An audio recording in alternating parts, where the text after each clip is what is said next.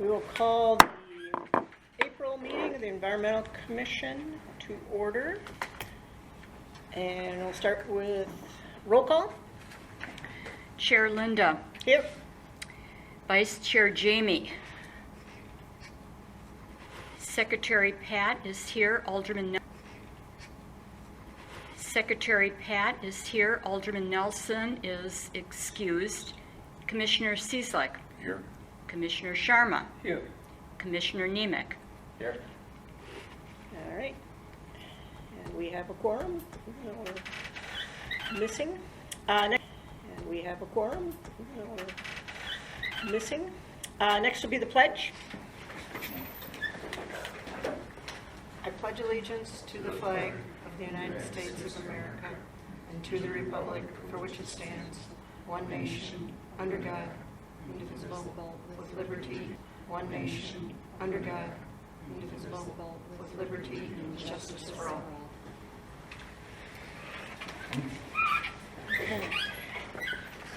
Next, citizens' comment period. Are there any citizens wishing to make a comment? Okay. Any citizens wishing to make a comment? Okay. You can use the podium, state your name, address. Hi, I'm Ted Bosch. I'm resident of Oak Creek, but I'm here representing Friends of Weir Nature Center in Woodland Park. My purpose here is to make you aware of a problem and go forward with partnership as we seek money to solve the problem. I don't think everybody has a handout yet. Start with a couple photographs that saves a few thousand words. A couple more here. I thought okay. Oh.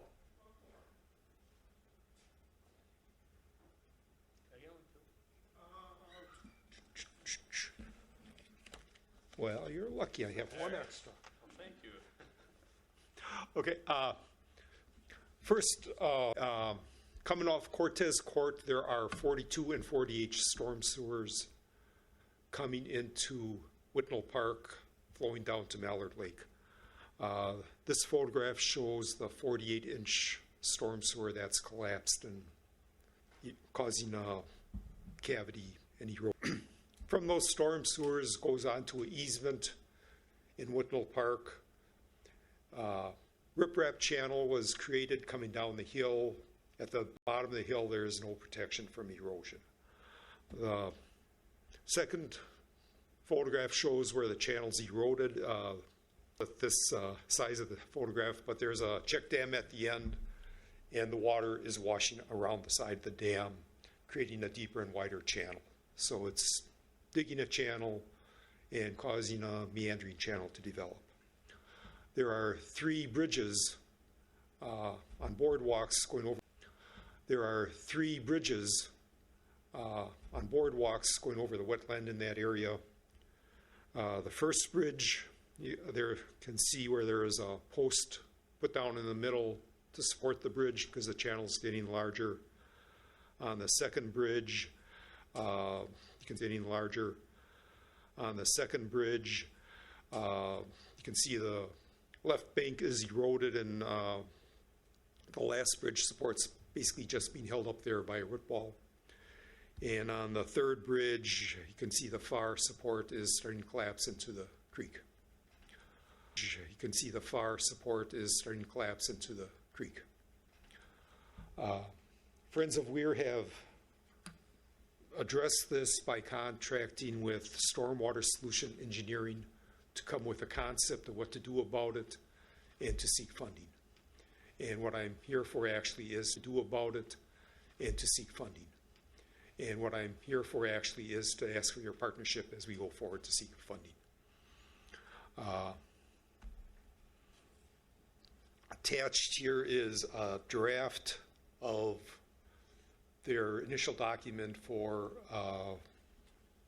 which one is this? Fund for Lake Michigan application due in May 1st.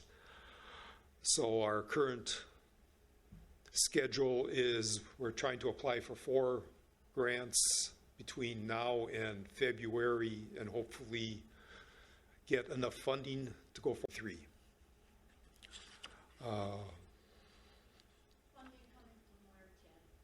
The last page shows the different sources and what we're looking for.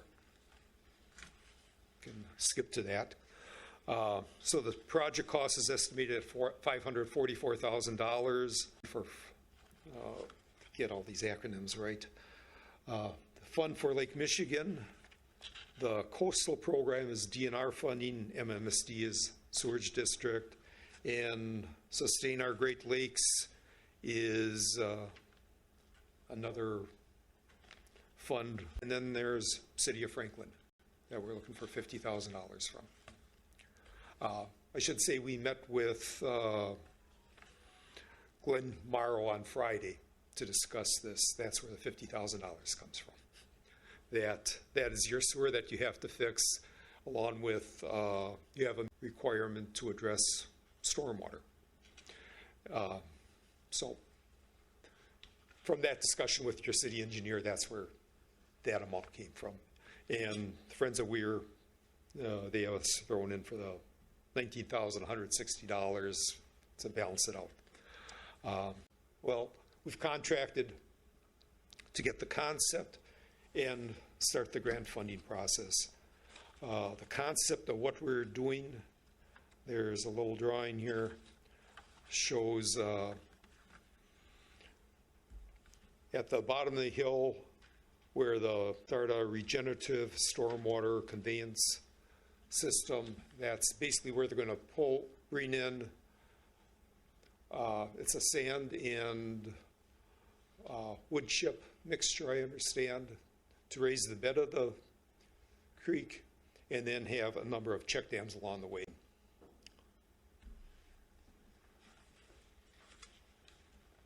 That's basically what I had. Just want to make sure you're aware of this as we go forward now. And see if you have any questions about where we are then.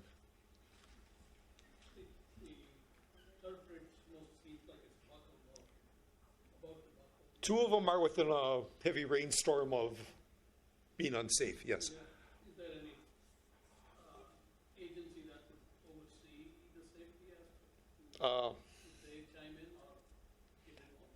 I'm the Friends of Weir Building Committee, so hopefully, if we have dry weather next Wednesday, I'm going to be under the bridge putting rock down there. So we do have a $1,000 grant to do a Band-Aid solution to protect the bridges until a permanent solution can be developed. Band-Aid solution to protect the bridges until a permanent solution can be developed. How long has this been going on? The riprap project was 2003. So since 2003, it's been eroding. And if you look in that material, Stormwater Solution gave quite a, I thought it's a pretty darn good write-up. I don't know where I can find it real fast, but they're estimating it's, 2,500 yards of sediment a year are going into the lake. Bottom of the first page. Estimate 40,000 cubic yards of sediment has eroded into the Mallard Lake, and 2,500 yards a year. Is there any sense of how much of this erosion is caused by the faulty sewer? Well, I don't know necessarily by the faulty sewer, but it's by your storm sewers. I mean, in this creek.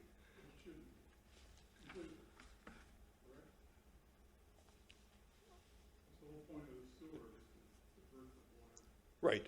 Well, this is where the sewer diverts the water, and it goes through the county property on the way to Mallard Lake, and most of it is, we're looking to address that. And Franklin has responsibility from their easement to maintain it, and also a responsibility on the municipal stormwater program to address stormwater quality. So that's why we're looking at working with partnership with. He brought that number up. I think he was estimating 30,000 for the sewer repairs and 20,000 towards the MS4 municipal stormwater treatment. And I mean, this is just a preliminary concept. And so we don't know that we're getting all this grant money, and we don't know that this is the final cost until we have a design done. All we've done is a concept so we can go forward for grant money at this point. Sorry, I came late. Quick question. Sorry, I came late. Quick question. Is Mallard Lake where the mill was? Nope, never mind. Your face tells me I don't know it's of a mill there. No, it's a dam CCP Thank you. project from the 30s that created the lake. Yeah, it was man-made, right? From the 30s that created the lake. Yeah, it was man-made, right? Man-made lake. Right. There Yeah. was a conservation project during the Depression Yeah. that And then, built the dam. oh my God, that was so loud. So then, I'm assuming then the sewer was put in later to make it into like a sewage pond. Is that kind of? Assuming then the sewer was put in later to make it into like a sewage pond. Is that kind of? Well, Sounds like. historically, there was a Hales Corners airport there, and when the apartments were developed up there, I believe the storm sewer system was installed. Okay, so that okay. Thank you. It's on you. Storm sewer system was installed. Okay, so that okay. Thank you. It's on you. Okay. Anything else? Who else have you talked to in Franklin, as far as like on just us so far? Or? No, we just met with the city engineer on Friday. Okay. And I mean, this is a Monday draft document after we met on Friday. That's why some of this data is in there. So it's A good resource might be, excuse me, it would be Dave Fowler. He worked for, MMSD. yeah, I forgot what I it know. was. Yeah, Dave. I worked for the DNR for 30. Very familiar with Yeah. both Dave and his wife Cindy. Right, and we're working Yeah. with Kevin Haley. Okay. I guess my question is, how much of this destruction of the creek bed was caused by our faulty sewer? I would say virtually all of it. That is the source of water in this creek. Okay, and none of it is supposed to be going down then? Well, I think There's going to be some runoff. I'm familiar with the park. Right. Okay, I think when they put the project into the hill, right, so it just continued to dig deeper in a wider channel. all right. So now we're in trouble. So were you looking for, like a formal motion to come out of this committee to go up to? I'm just looking necessary at this point. All we're doing, we have a May 1st deadline of getting our first application in, and we'll be working on that. The last application we're going to put in is February for these 4 grants. So between now and February, it would be good if it was in partnership with Franklin, that the city of Franklin acknowledged they're working with us. Okay. If the commission wanted to do that, you would have to put it on a future Agenda. Right, right, yeah, that's why I was just Yeah. trying, yeah. Okay, trying but to- as long as we have contact at least, And he's aware of the situation and what we're doing. okay. And then I just have a question, and this might be a document we have to look into, because you said it was after the apartments. I'm assuming that was the Whitnall Park apartments that got put in. Did they have anything to do with making that sewage area? It's possible. Because if it was something they put in as a part of that, maybe they might be actually liable for that sewer. Well, we looked at, it's Okay. City of Franklin has the easement and owns the sewer. Okay. Okay. So then we you've already researched done that, work. and Glenn has the documentation on that. We shared that with them, Okay. and that's what's, Yep. Yeah, Madam Chair, if I could, I'd like to hear from the city engineer in terms of, what our intentions are. I mean, this is pollution that we have created. into a lake system and a park system that benefits the city a great deal, And, I mean, But this is the fact that we've got stormwater sewer, though. most of this This is expense stormwater, covered. yes. Not, I mean, it's Already. not pollutant, right? No. If you read through here, I think about the second page, there is a bit of the environmental impact. About the second page, there is a bit of the environmental impact and how it relates to Franklin's municipal stormwater permit. Right. That provides for storage, removal of suspended solids and nutrients. Okay. Okay, Marion, will you be able to have engineering give us an update next meeting or the following? Okay, Good, Thank you, Ken. Okay, thanks, okay, good, Thank you, Ken. okay. thanks, Jack. yep, Yeah. thanks for Okay, well, bringing this thanks. to us. Okay, are there any other citizens wishing to make a comment? Okay, if not, citizen comment will close at 7:16.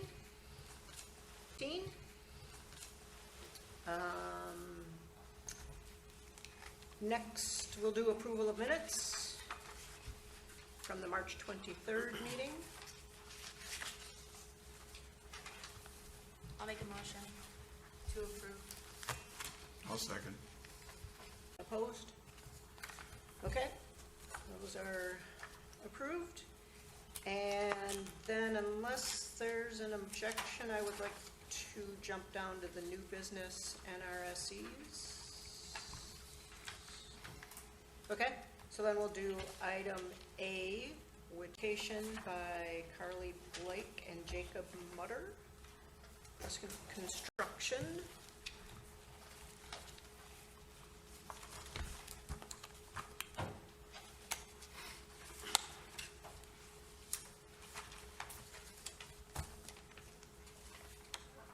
So before you this evening is a natural resource special assessment request for this property, which has tax P 3999960007. It is the western end of Lake Point Drive.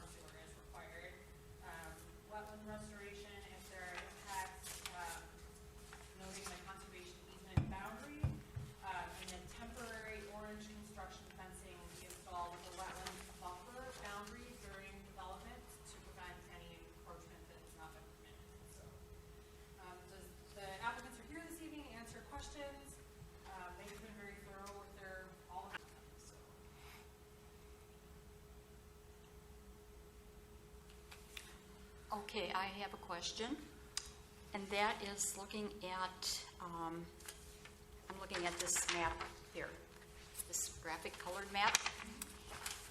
And I see there are 3 existing residents that abut this property. If I'm counting correctly? 4? Okay. I just want to know when it comes to removal of buckthorn, since this seems to be a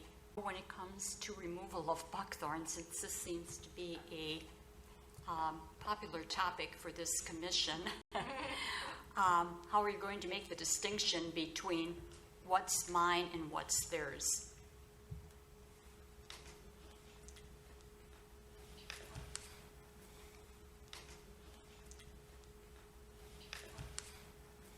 Podium? Here, what's your choice? I'll stand here. I don't like the microphone either. So in terms of the buckthorn, excuse me, on the property, we have had it staked out. In fact, our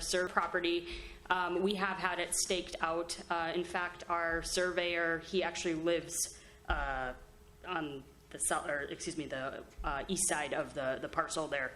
So he's helped us stake things out. So in terms of buckthorn removal, it's going to be pretty obvious for us what portions of that are our responsibility. We're more than willing to work with adjoining neighbors to help them as well. Okay. Second question. Are you going to be impacting any of the 70-foot conifers on the area? So as you can see where all the, I believe they're white pines, listed as white pines. On the north side there, you can see them all mapped out. The reason we got so creative with house placement was to avoid removal of those if we could. Yeah, So I was out at the property this afternoon, and I just great, thought, perfect. holy. Our goal is to not touch any of those, try to avoid that. Obviously, the strategy there, though, is we also can't touch the buffer, the wetland and the buffer itself, which is why we're requesting impact only to the setback. We think we can pull a standard 12-foot driveway through there and not impact either. Question from me. Yeah. Is there going to be a cul-de-sac developed as a result of this? No. We've been working with both Tyler and Glenn in the engineering department for the last 450 days on this project, and we've gotten pretty creative. As you can see, as Marion pointed out earlier, West Lake Point Drive, the width of our driveway, we've also added on, we'll be dedicating, I think it comes out to 0.05 acres of property to Franklin, which will then allow for more adequate snow removal at the end of West Lake Point Drive, and an opportunity for better access for service vehicles, be it Okay. police and fire, because there'll be a gravel shoulder on the south side there to allow for better moving versus what we have today. So. I'll just add the applicants, they actually had to This is what we have today. So.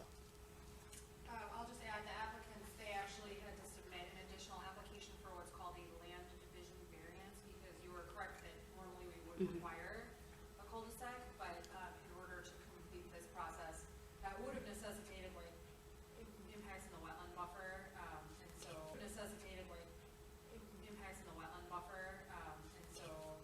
they submitted the land division variance and received that from the planning commission.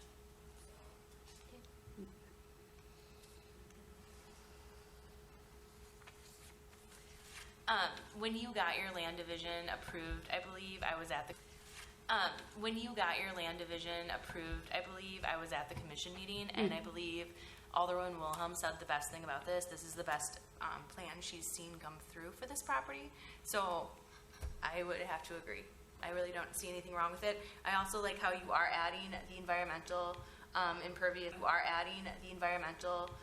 Impervious surfaces on the sides of your, I don't know what you're going to be doing there, at that green infrastructure you wrote, around the driveway to help for that. And I also think you're trying to save as much natural area as possible. Absolutely. So nice job.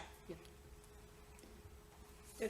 You're doing rain gardens, is that what I? Yes, so MMSD, I believe is the organization, Fresh Resource Center. Fresh Coast Resource, and I was like, yeah, there's a couple more letters in there.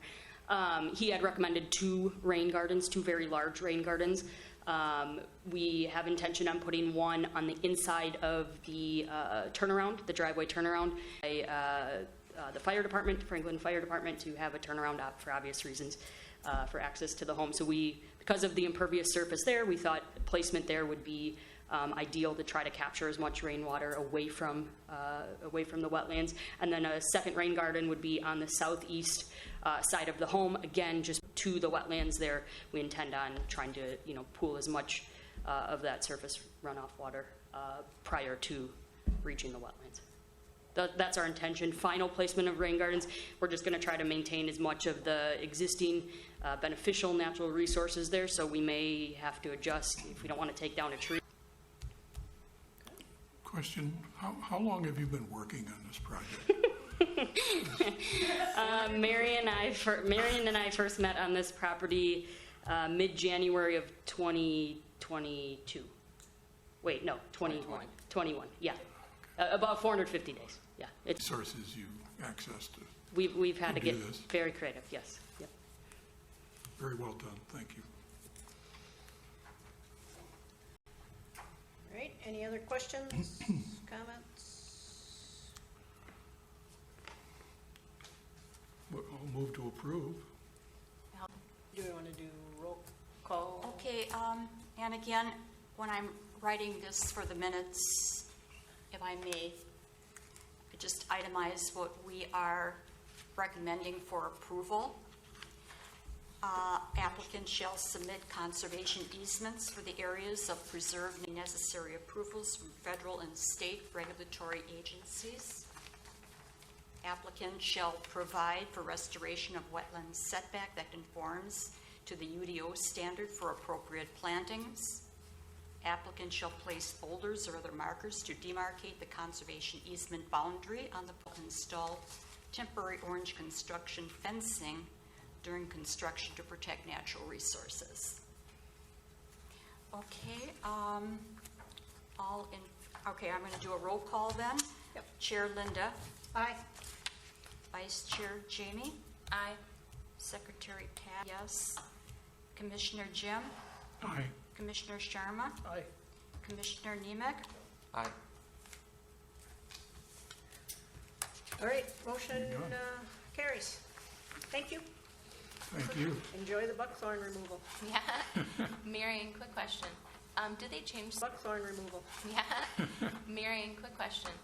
Did they change silt fencing to orange so it's more? It depends on the circumstances. So, Because normally it's black. At least that's what I've seen. yeah, the city engineer might recommend silt fencing.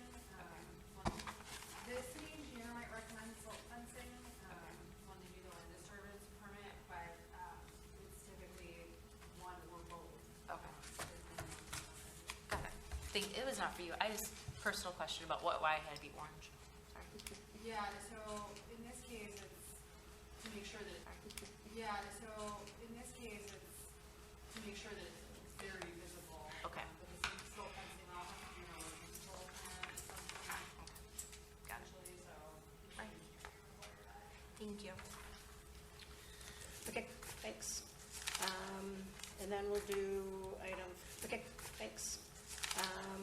And then we'll do item 5B, the special exception application by Bear Development, or for Bear Development.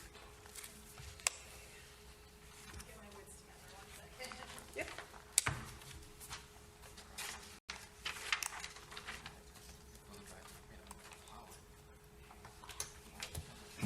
I think if nothing else, these 2 projects get the award for the weirdest shape properties I have seen us deal with. Yeah, We yeah. should do awards. I think we should do development awards. Environmental best development award goes to. Red carpet.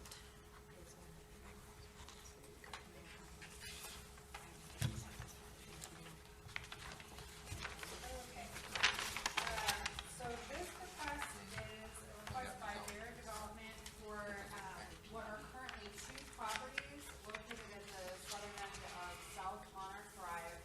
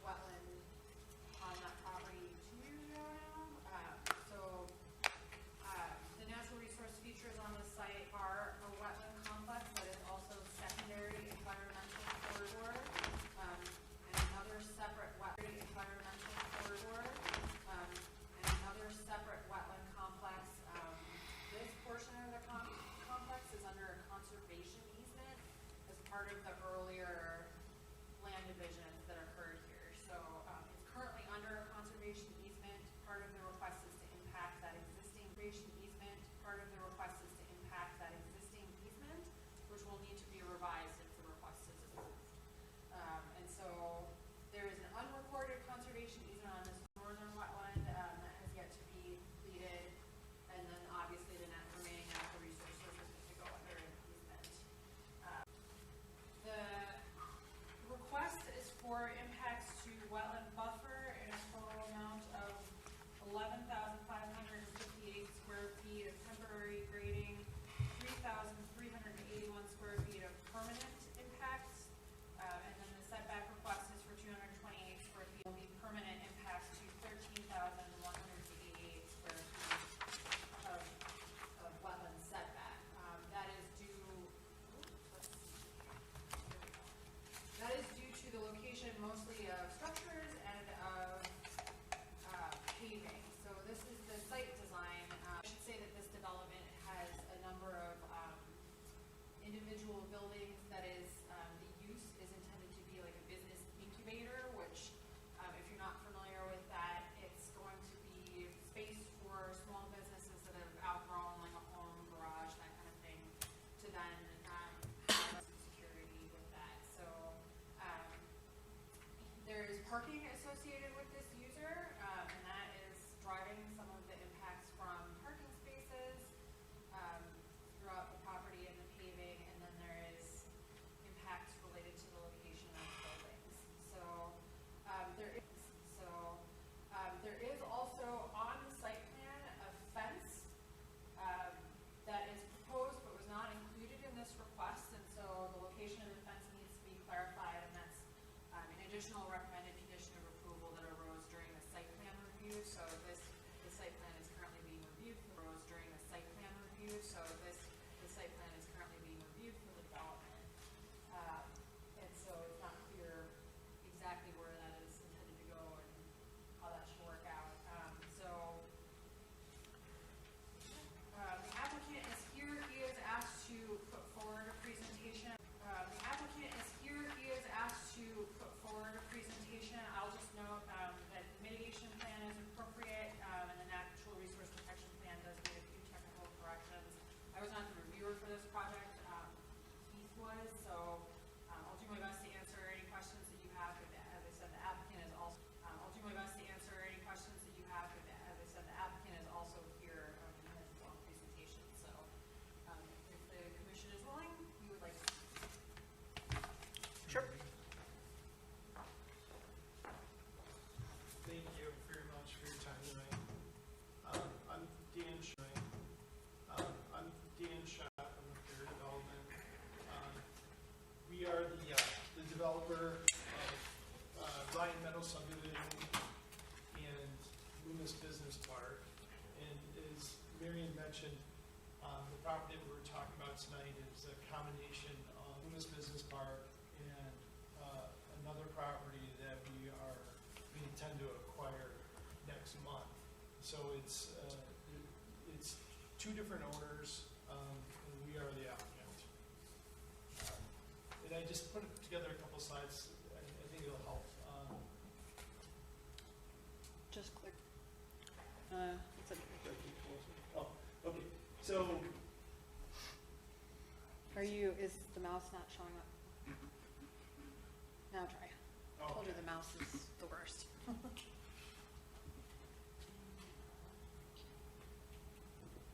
okay, I think I've got it. So the property is 22 acres, and it is primarily this agricultural field. You can see the right-of-way of Monarch Drive here back to this property. So, and we're bound on the south by this wetland complex, and then we also have a wetland here as well as here. And then what I have here is a photo from 1937. Here is a photo from 1937. I pulled from Milwaukee County. It shows that this has been continually farmed since whenever. But you can see the signature of a wetland here. As you go east on the property, the wetland signatures kind of evaporate. Go east on the property, the wetland signatures kind of evaporate here and here. So I don't know if the wetland may have been a result of like a blown tile or something like that, but I just want to let everyone know that it's been farmed since probably settlement days. It's been farmed since probably settlement days. Marion went through the Natural Resource Protection Plan. The UDO requires us to inventory all the natural resources on our site, which we've done. We've had a delineation that's been approved by the DNR, showing a delineation that's been approved by the DNR, showing our wetland boundaries, and then we apply the wetland setback and buffers, and you can see how the buffers basically extend into the farm field. So we've done our inventory. This is the site plan. We are not the end user for this project.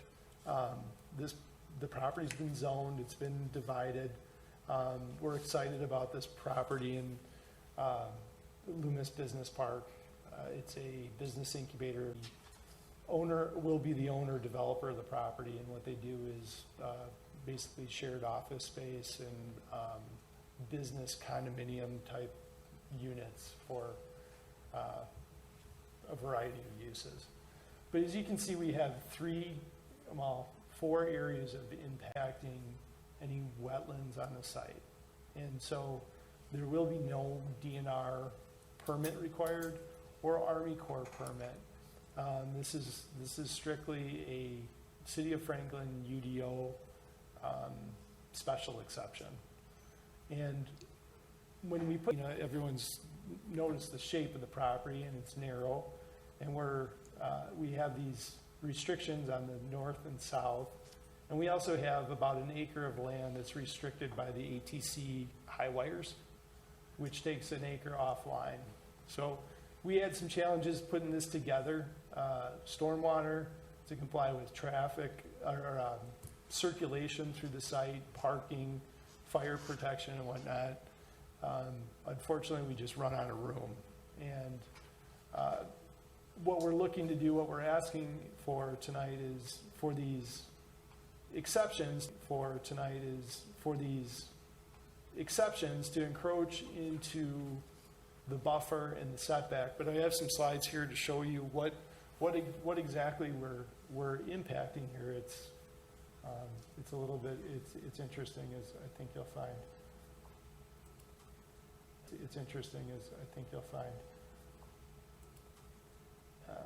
This slide shows the process requires us to show a mitigation plan, and it's always a little bit difficult because what we're mitigating really isn't a wetland. It's really not natural resource. Difficult because what we're mitigating really isn't a wetland. It's really not natural resources. It's this spatial boundary from a wetland. I don't want to call it imaginary line. That sounds bad, but you'll see in the slides that this property doesn't exhibit like typical wetland buffers. Usually there's the wetland and there's some undisturbed area. But on this property, the farmer, since whenever, completely legal land use, but they farm right up to the wetland edge. And so this wetland is not protected in any manner whatsoever from sediment load, pesticide, fertilizers, or residue. Right now, the site stays completely open. I think there's a unique situation where in a developed condition, we're actually improving the wetland health. And so I just have several slides that show, here's the wetland boundary, and you can see where the same here, this is wetland species of woods. Same here, these are dogwoods, a wetland species. Here's the reed canary grass, which is a wetland species, and the farmer is, honestly, same here. So what I wanted to emphasize is really this, that in a finished condition,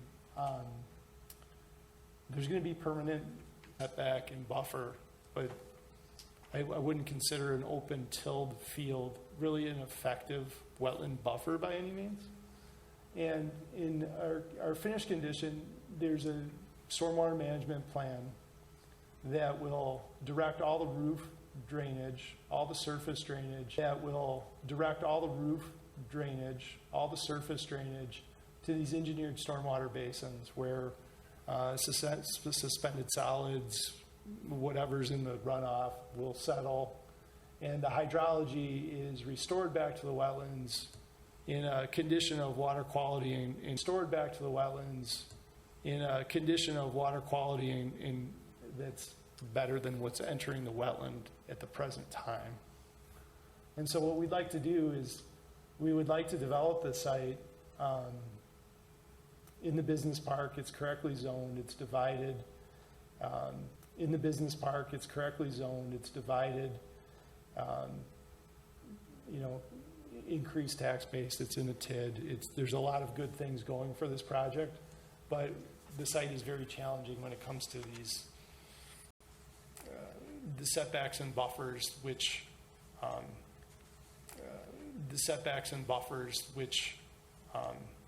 I have to honestly say that don't really exist in a functional value. I think the ecological lift for this wetland will be higher in the finished condition. I do have, as part of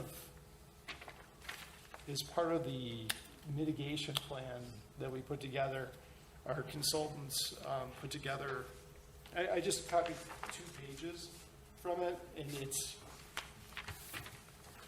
it's basically the summary and the opinion. In our packet? Or is this new? I copied pages 2 of 8 and 4 of 8. Okay.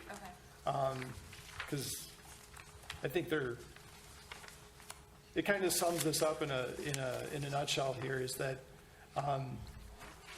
the wetlands, recognize that these wetlands are at a greater risk of being continually farmed without protection. And that a project that permanently stabilizes the wetland periphery is better for the wetland health. And then in the existing conditions, while these are delineated that the wetlands are dominated by invasive and ruderal species, I'm not sure what ruderal means, but reed canary grass, non-native cattails, common buckthorn, box elder, crack willow, and riverbank grape, which are all invasive species. They also go on setback areas are seasonally devoid of vegetation. So we're talking about bare dirt here, adjacent to the wetland. And they note the same thing in a post-development condition. The stormwater has an ability to be treated in relation to the stormwater has an ability to be treated and released in the wetlands to reduce sediment and pesticide loads. So while we're asking for, there's no doubt about it, we're asking for a significant amount from when we're talking about a square foot area of impact.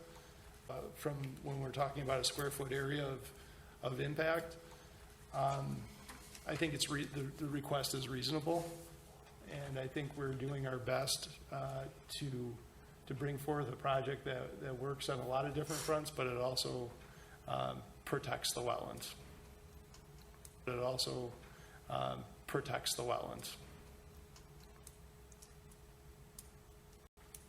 Can I ask questions now?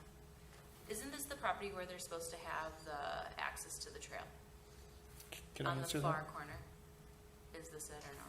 Yes, so there is a proposed secondary. Is this it or no?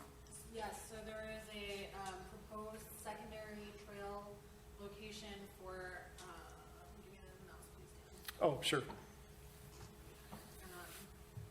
So the Ryan Creek Trail is proposed to travel, the primary route will be along the creek, but there is a secondary trail location that has already been agreed to by the developer, and there's an easement shown, that there's actually a woodland conservation area here. It comes down through this outlot and then wraps the property to connect to future.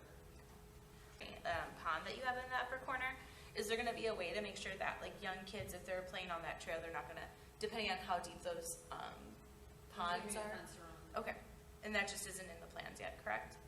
So These plans are, they're probably not the latest version of what they're doing their approvals on a separate route.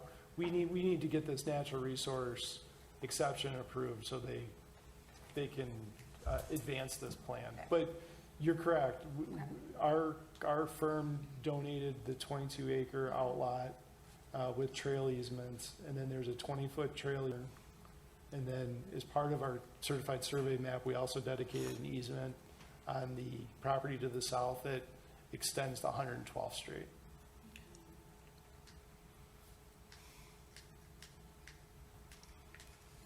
A question about, I guess, what you defined on the north. It's not on that map? Oh, sure. No requests are necessary for that. Okay. But that's also going to be storage or, No, we don't have a user for that site yet, okay. so. Very end of the north property that goes to the east. And another one, probably right where under the word exception, that isn't on your property, but it's between your property and the residential development. I'm assuming ponds. One of those ponds is actually a stormwater pond. So, because it was from when they put the housing in. So one of them's actually just a stormwater, like if you've gone, I'm sure you were out there, that's what you're asking. Yeah. So one of them's a stormwater pond, so it has no. So there, and this is outlot 2 of Ryan up to the north. Right, There's a natural pond right here. right. And then there is also a stormwater basin, a linear pond between this pond and the roadway. That accepts virology to this wetland.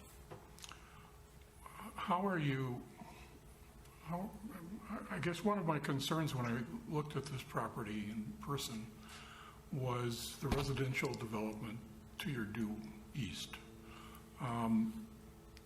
What kind of screening are you proposing, or what kind of screening are you proposing, or? Well, there's a large 5-acre woodlot right here that was preserved under a conservation easement when we platted the subdivision. Okay, but north of that, North of this, there is nothing. Okay, but north of that, north of this. there is nothing. North of this is an outlet which we donated to the city. So that's the trail. Okay, So, so it'll be our job to, It's our job to do something with it. okay, Because right now it's bare land, it's like what's going Yeah. on here, it's our job to do something with it. okay, Because right now it's bare land, it's like what's going Yeah. on here, there's no trees or anything yet. okay.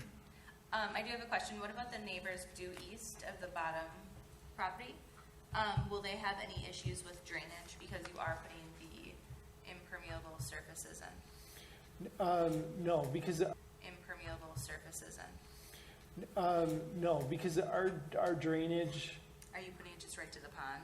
our drainage is off the roofs and off the impervious surfaces directed to the 3 basins here, which outfall back to the wetlands. Through. So we're not starving the wetland. The wetland will always be recharged with water, but it'll be a water quality that's better than what enters Yeah, it because it's now. gonna go through the soil. I just want to make sure that you're just draining it to the ponds versus onto their property. No, absolutely, we can't. Yeah, that's what he was talking about, right under exception.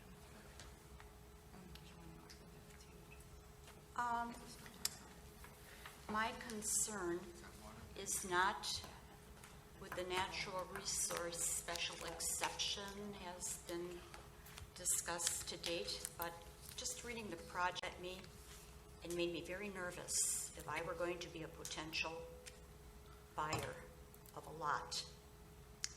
The site is located along the east side of South Monarch Drive in the Loomis Business Park portion of Ryan Meadows Subdivisions Park.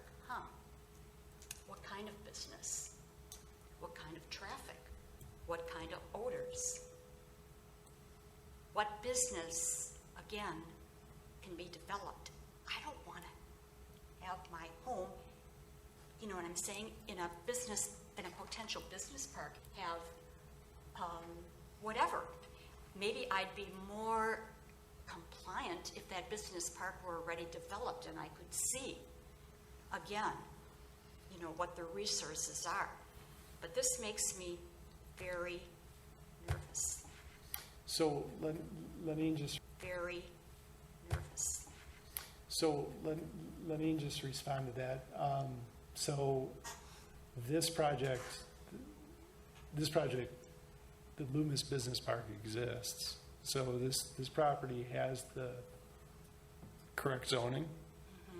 So this has the correct zoning. So this Ryan Meadows Loomis Business Park was brought in together. So like the land use issues and the zoning issues have already been addressed and approved. So we're not requesting zoning here and approved. So we're not requesting zoning here.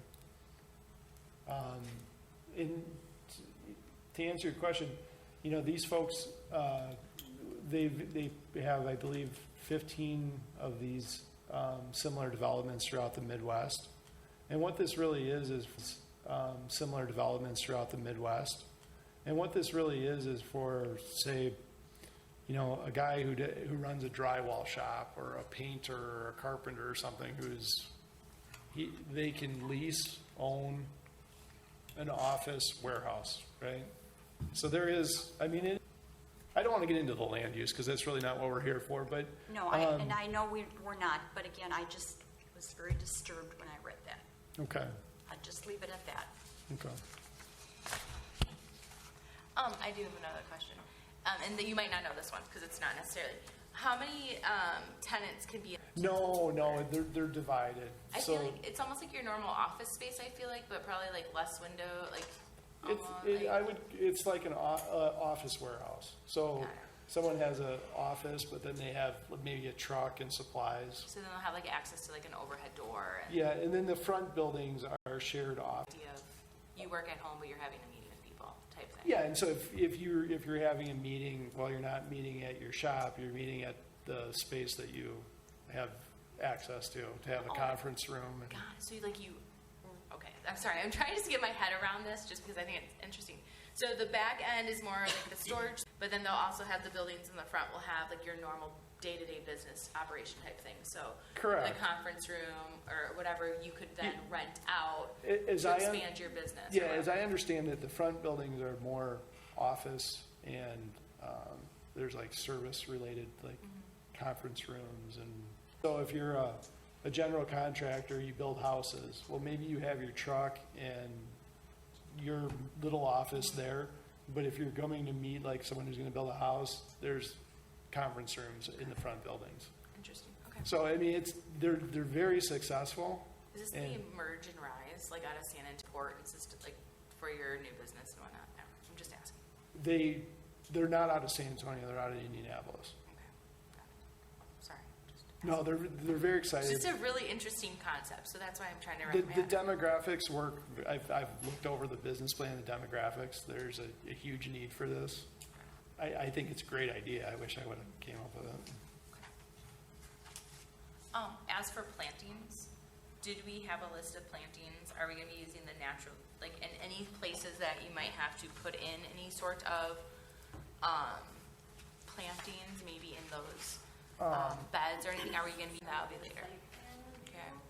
I haven't reviewed the landscape plan, I don't know what the status of it. It's, okay. But their mitigation areas are required to be shown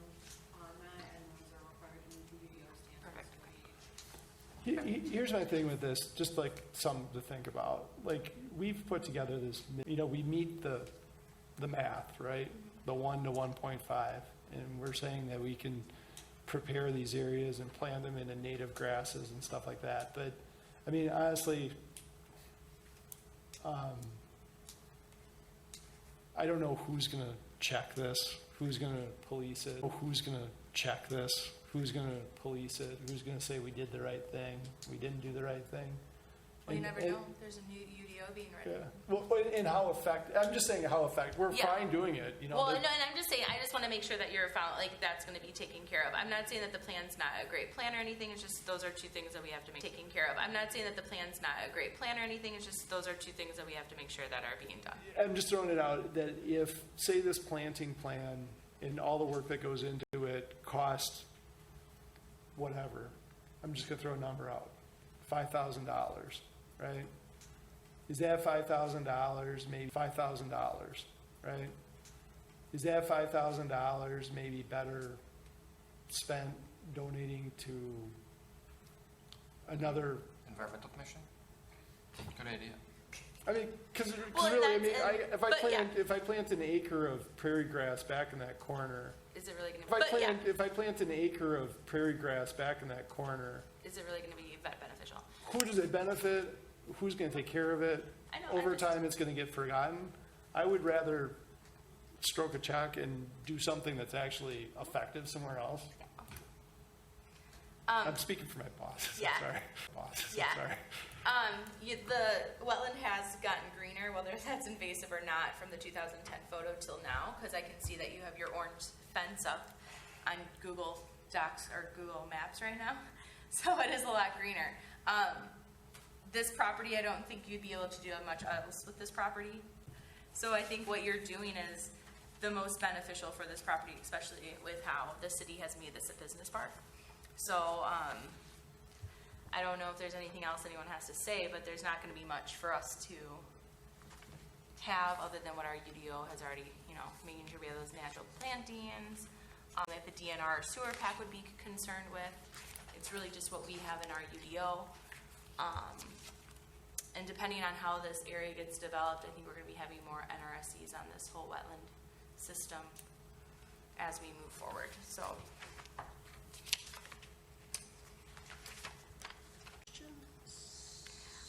I was on the commission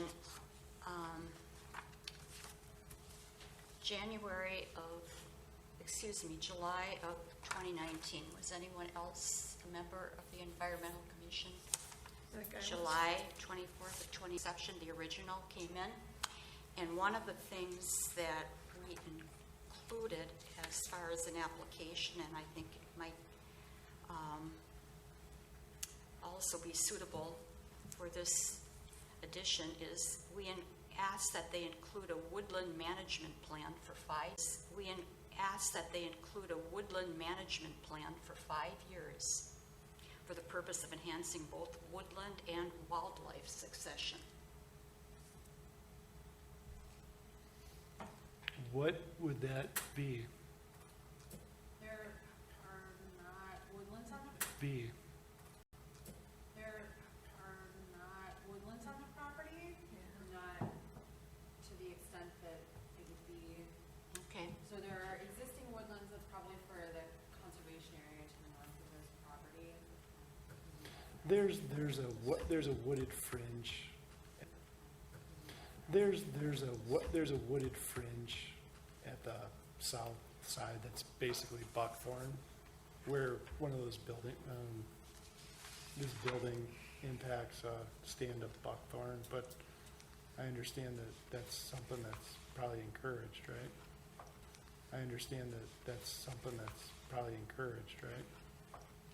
To remove buckthorn? To pave over it. Sorry, you're gonna get rid of it. Payable. I mean, if there's some kind of woodland, I mean, we're happy to satisfy, I mean, as long as it's effective and it promotes something, we're good with it. If it's something just to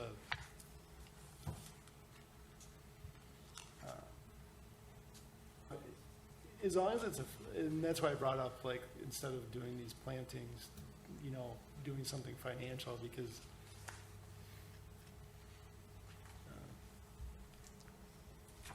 I just want to be effective. If it's beneficial, we're all for it.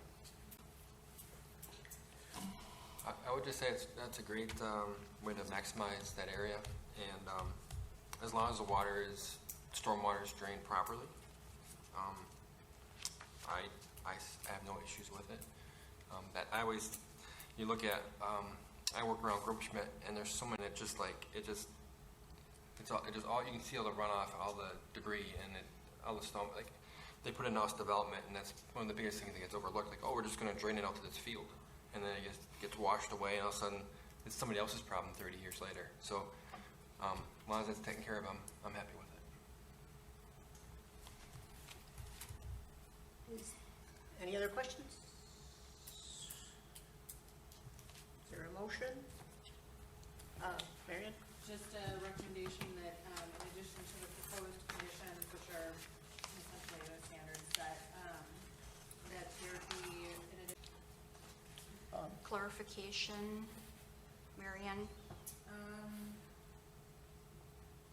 Placement of fence? Does the applicant clarify the location of proposed fence on the,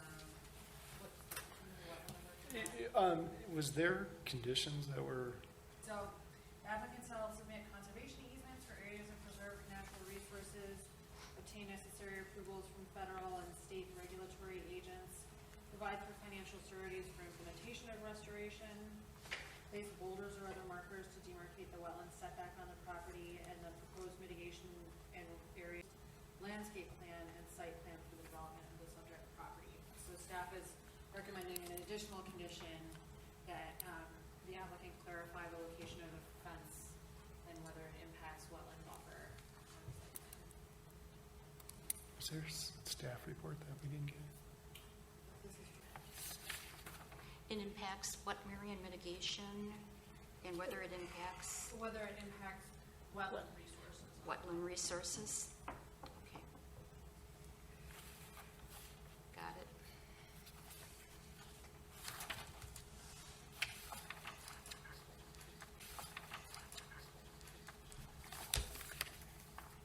Thanks. Do we think there's a fence that's going to go around this whole development, or just the east part of it? Or I haven't been involved in, just the east part of it? Or I haven't been involved in the design of, you know, outside of knowing the limits of, I do believe that there's going to be some type of fence that for security purposes, because, you know, there's going to be several businesses back there. Because, you know, there's going to be several businesses back there. I'm curious myself, so I'll review the plans. Okay, so then we have the 6 conditions. 6 conditions as outlined in our memo. I'll move for approval. I second. Okay. And Roll then call. roll call vote. Okay, Chair Linda? And Roll then call. roll call vote. Okay, Chair Linda? Aye. Vice Chair Jamie? Aye. Secretary Pomahawk abstains. Commissioner Cieslik? Aye. Commissioner Sharma? Aye. Commissioner Nemec? I don't know. Yes, Okay, motion carries. Thank you very much for your time. and you're welcome to make a donation to the Environmental Commission at any time. For the presentation. No, we are starting to look to raise money, so that's why I bring that up. We can't accept it. We can't? No. What? This is developer. Council can accept it. Okay, so 10 after 8. Common Council. Bring it on. I'm missing will, the sobriety testing at the Citizens Academy right now. Okay. So I'm in the Franklin Citizens Academy, and so today's sobriety testing, so the cops are getting drawn. Our unfinished business. We have Tom here too. There's Yeah. something that we can address, so Tom doesn't have to sit through. Are you? Yeah, Tom, are you here Tom, for are you- the are you- Arbor Day or? Arbor Day or the buckthorn. Okay, please let us know, Tom. Oh, yes, it's fine. You're back to my regularly scheduled program.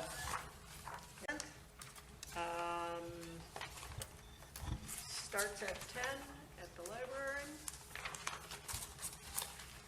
I got an updated article in the May newsletter for the library. Look at you, you're on top. Just to let you know, Bucks are running 8561. Just to let you know, Bucks are running 8561. We've got Rip Pike Wind will be showing up. I think a couple tables, and we'll have some shrubs and trees to give away. We'll have some shrubs and trees to give away, and potentially some health department medication take-back requests. Yep, so this request came from the health department yesterday, so fortunately you were already gonna discuss the item. So I said I would put the request forward, so I believe they've done this in the, past at Arbor Day, so, if you'd like to have them, I will connect whichever of you would like to. work Yes, with they them. did this last Yes, year, didn't they, if I recall? Yes, they Yeah. came to us last year. Who should I connect them with? They Yeah. came to us last year. Who should I connect them with? Carol It was health Zablinski? department. Carol, isn't it Carol Zablinski? It was Is she from the health department. Health Department? Yeah, this Did is they from- just drop them off that morning? Yeah, they did. I think it was like, Okay. or you had them like the night before. They gave them to us like Friday or something. Because I didn't know about it from the council meeting. I got there, and they're like, oh yeah, we're giving these out. I'm like, oh okay. Where do you want them to take their stuff? If they want to drop it off that morning, Which I believe they did last year, Marion. Okay. yeah, when I got there, somebody already had them. So at least by 9:40. Yeah. We'll be on the front of the library unless it's a deluge, then we'll be inside the library. But, yeah, someone, I think, dropped them off last year. What time do you want us there? 45, last year we had a line of folks already. They were ready. They were You'll ready have to the go. trees and shrubs Yeah, there? picking up tomorrow. It'll be here. Okay. It's supposed to be a nice day, I think, too. Next weekend. Wait, never mind. Yeah. This weekend. Nice. Yeah, a lot going on. And you have your seed packets getting prepared? Yep, Looking I got enough stuff to garden that whole area around the library from up to City Hall, probably. Perfect. Well, Dig a hole. just see, the chair yoga is already full that Saturday. So Yeah, be careful. they might be gone before 11 Do o'clock. we need more than 2 tables? Because I understand, Audubon and Wild Ones are gonna be at a table with, Be at a table. be We handing used out probably 2 tables. trees and filling out the name and address thing for the drawing. I can, I think Jennifer said they would provide 2 tables, but I can check Right. and see if we can get like, I just wanted to bring us, but, I think it was just a And- box. It was a box, like But- is shown there, yeah, with the packets Oh, okay. inside, yeah. So in addition now to the health department, Jim, we have Wild Ones? Wild Ones, of Milwaukee County, Wild Ones, Wisconsin Metro Audubon Wisconsin Metro Audubon. will be handing out the seed packets. Okay, and then Linda, we had via you from the last meeting, you were contacted by Rid Pike Wynn. Yeah. Red Pike Wynn, and then the 4th will be the health. Yeah. It's like a spring night out. And we do have inside a room, the library, should the weather prove Good. unfavorable? Yes. Okay. The other half of chair yoga. For us. Maybe we could just join them. Do you have a question? Yeah, we did actually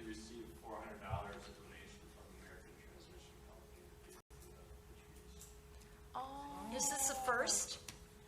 This is the first, they've kind of been trying to do it yearly, but last year they didn't have much interest, so if we continue to do it, they're somebody going off, Well, if they do it next year, somebody going off, well, if they do it next year, then because, you know, we usually say, again, We could make a. trees are courtesy of the city of Franklin and the Franklin yeah, Environmental they just Commission. asked me to take a picture while we're out there handing one of someone's at Twitter account can hashtag. Asked me to take a picture while we're out there handing one of someone's at Twitter account can hashtag ATC transmission company. Doesn't DPW have a Facebook? Yeah. Yep, I'm putting that as well. Well, yeah, we'll do that. We can also get a sign, like a small sign, say donation, partially donated They just by. have to be recognized and Yeah. be willing to do it. Partially They donated just by. have to be recognized and Yeah. be willing to do it. Yeah. Well, So if we get a thank you picture, note a picture that says proudly in the donated newsletter. by, and we'll get a picture of you Yeah, handing and out. they just reached out to us and say, oh, can I give them money? We just, these are doing Arbor Day events. So Perfect. We could get a picture of everybody, you know. I just can't post it. I'll get hate. I think we've got to make sure we take a picture. Post it. I'll get hate. I think we've got to make sure we take a picture or two this year and put it in the next newsletter and thank the transmission company and whoever else is contributing. Okay, any other questions, comments? Pray for good weather. I talked to both companies that normally provide these. The native plant gardens will not be available until fall. There are 28 or 32 plant, pick up to 6 varieties of plants that will be available from in early June. Otherwise, they'll have to wait until September, so we can kind of give them their choice. Yeah. I'm just looking at the library here, and we should, Bees in Your Neighborhood is Monday, May 25th. We should try seeing if we can move that up to that Saturday Arbor Day thing like we were talking about. Your neighborhood by the Weird Naturalists. Yes. Right, and it's like a month later, but it would be nice if we could have like the whole day almost be, or if we could work with them and, anyways, You mean next year? yeah, I think that'd be interesting. Well, since you brought it up, I'll be happy to make a motion about making Franklin no mow May Yeah, as an option, just do the whole thing. Oh, but that'll be later. New Do business. we also, I'm sorry, I'm just reading this newsletter and getting ideas. We also might want to see if they want to put out like just even like a jar for money for like a community flower bed, where it's just based on donations, versus paying the $50 to have one of your own themed garden beds. People might be willing to, if the library wants to do that, just put out a little money bin for a garden at the library versus bin for a garden at the library versus spending the $50. Why is for the bed of your choice? I kind of want to do the tea garden. Was edible flower. Okay, Was edible flower. okay. So if they want a donation jar at Yeah. our Arbor Day? Yeah, just for the sponsor the garden bed thing. Okay, And then it could just be the community, like at the community sponsored garden bed. okay. And then it could just be the community, like at the community sponsored garden bed or something they could call it versus having the name. Okay, I can ask Jennifer. And the only reason why I say that is because it's Teachers Appreciation Week, and all the lower donations, like $25, $10, all those got filled up with the PTO, but the $50 ones are like taking a while for people to be like, okay, fine, I'll pay $50. Yeah. So I don't know why, but just to give you an idea of how people like to spend money. Yeah, it's easier to spend 5 or 10. And then I could do 50, but can I even spend money? Okay. You guys gonna need any printed materials, or are you all set? You sometimes bring tree, shrub. Yeah, I'll bring the plant instructions, I think I get photos again, I don't know what the QR codes say on the last years. We haven't worked on it. and I have a lot of handouts from the library. It's called Simple Solutions for Great Lakes Health, and it's wonderful for this time of year. So I'm giving this tonight to Linda, as this is my last meeting. This is So her goodbye don't gift. Walk out without it. Okay, moving on. June 17th would be the next deadline for, I think, the late July newsletter. I know in the past, we've had Nan from Brookpike Win, I think gave us some articles. I could contact her.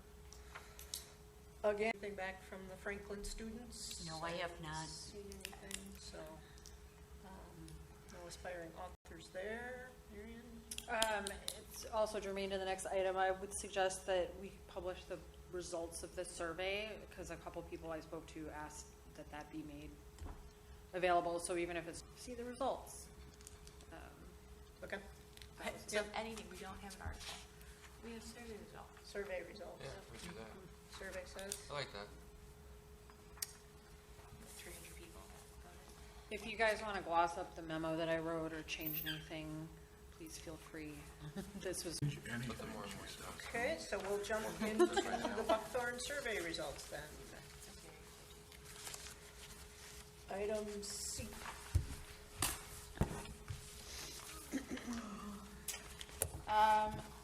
Here, and organize my thoughts. Commission drafted a survey with work from the Buckthorn Subcommittee. Commissioners Rourke and Cieslak put together a 10-question survey that was posted on the city's, excuse me, we have a survey tool that is produced by our mapping software, so you did with a link through the newsletter, and then paper surveys were available in the library and at the Department of City Development, the counter in the office downstairs. The survey was open from February 30th to March 31st and received 353 responses, 289, and then 64 paper surveys were received. Like 60 of them were from the library. So if we do this again, I think we probably should find another location for the second box, because it was not visible. Okay, so there were 10 questions which you have reviewed previously. So there were 10 questions which you have reviewed previously, but I attached the paper version of the survey that was distributed just so that it's part of the record. And the intent was obviously to gauge the public's level of information about Buckthorn, and also their level of support for the legislation that you've been discussing for a while now. So most people that answered the survey consider themselves to be familiar with Buckthorn, and were able to identify it. So 93% were familiar with it, and then 82% were confident that they could identify it. But a significantly lesser number thought that they had the necessary information of how to remove or destroy it. So 41%. Of how to remove or destroy it. So 41%. Most respondents acknowledged that buckthorn is a problem, but they were not as supportive of possible legislation. So when asked the question, would you favor an ordinance requiring removal only 37%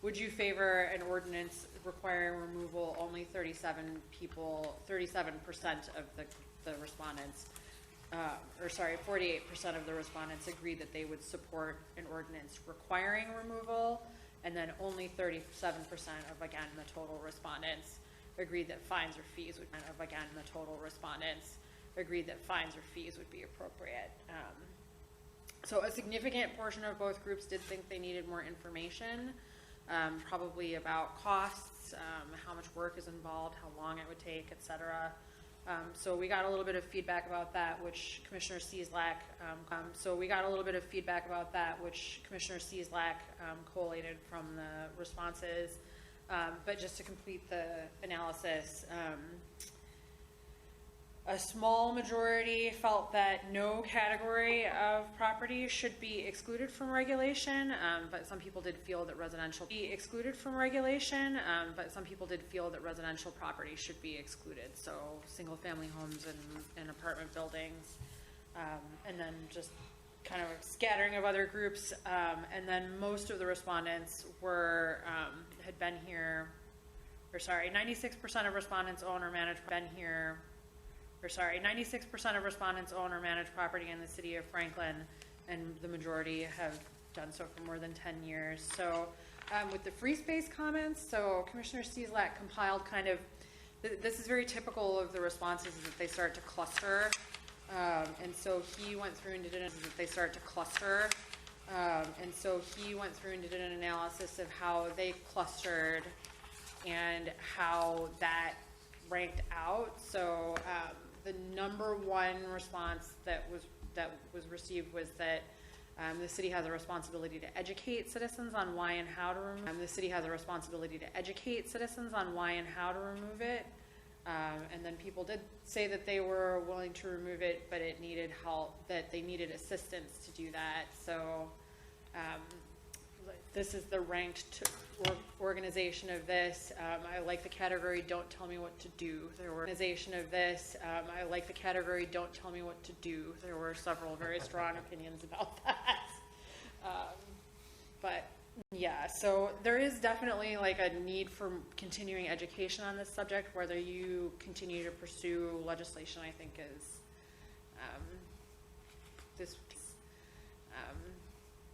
this can help inform that discussion. So do you guys have any questions or comments?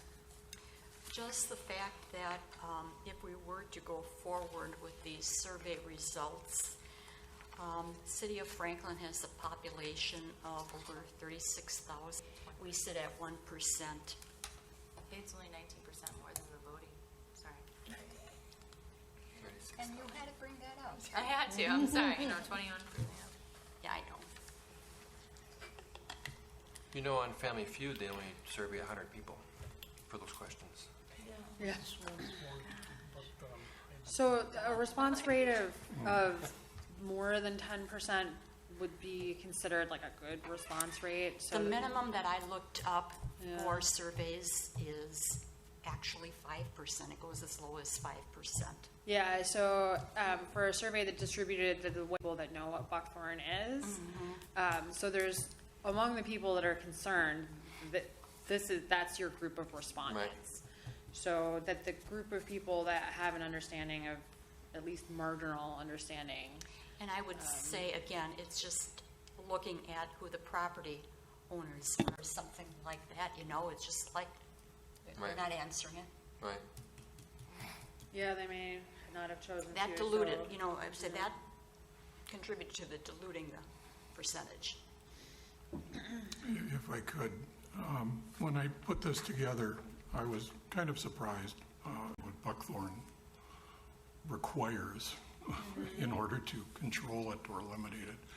But it's pretty clear that if you look at this last chart that's in our packet, the city is about equally divided between people who don't know or don't care.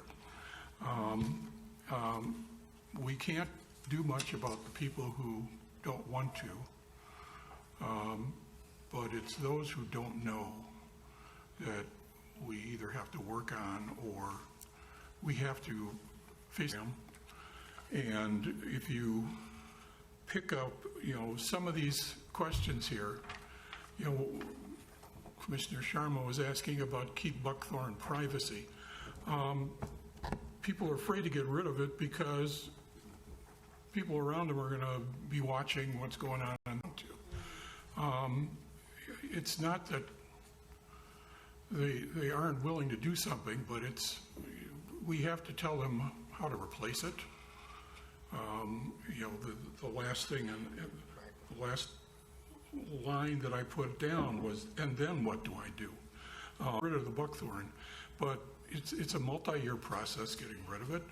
And if you aren't planting stuff right almost as soon as you can, I don't know if Tom wants to add any of this.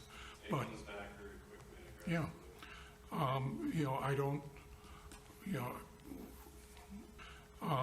know, I don't, you know, we probably have to come up with some definite suggestions on how do you plant something that will establish itself the year you plant it and help to smother the new shoe planted and help to smother the new shoots that are probably going to come forward. But this is not going to be a easy sell for a good portion of this town, and I'm not sure a portion of this town, and I'm not sure it can be made that way, both politically and for other reasons. I mean, I think you look at our last elections. I know of at least two people who came. You look at our last elections. I know of at least two people who came very close to changing aldermen, and this town has definitely got some divides, shall we say. I'm happy to live with that, but how much trying to convince people that you have to do more than nothing. and unless you're willing to make it a mandatory thing, which I don't think we will do, all I can suggest is we control it, how to eliminate it, and offer some in-person demos on. I proposed a site to Root Pike Wind for buckthorn clearing at good old Franklin, it's called. It's all around, everywhere. And I guess they're going to do the high school, but they haven't picked a day yet. But, we can probably publicize events like that and hopefully encourage people to do it. But Are we recording?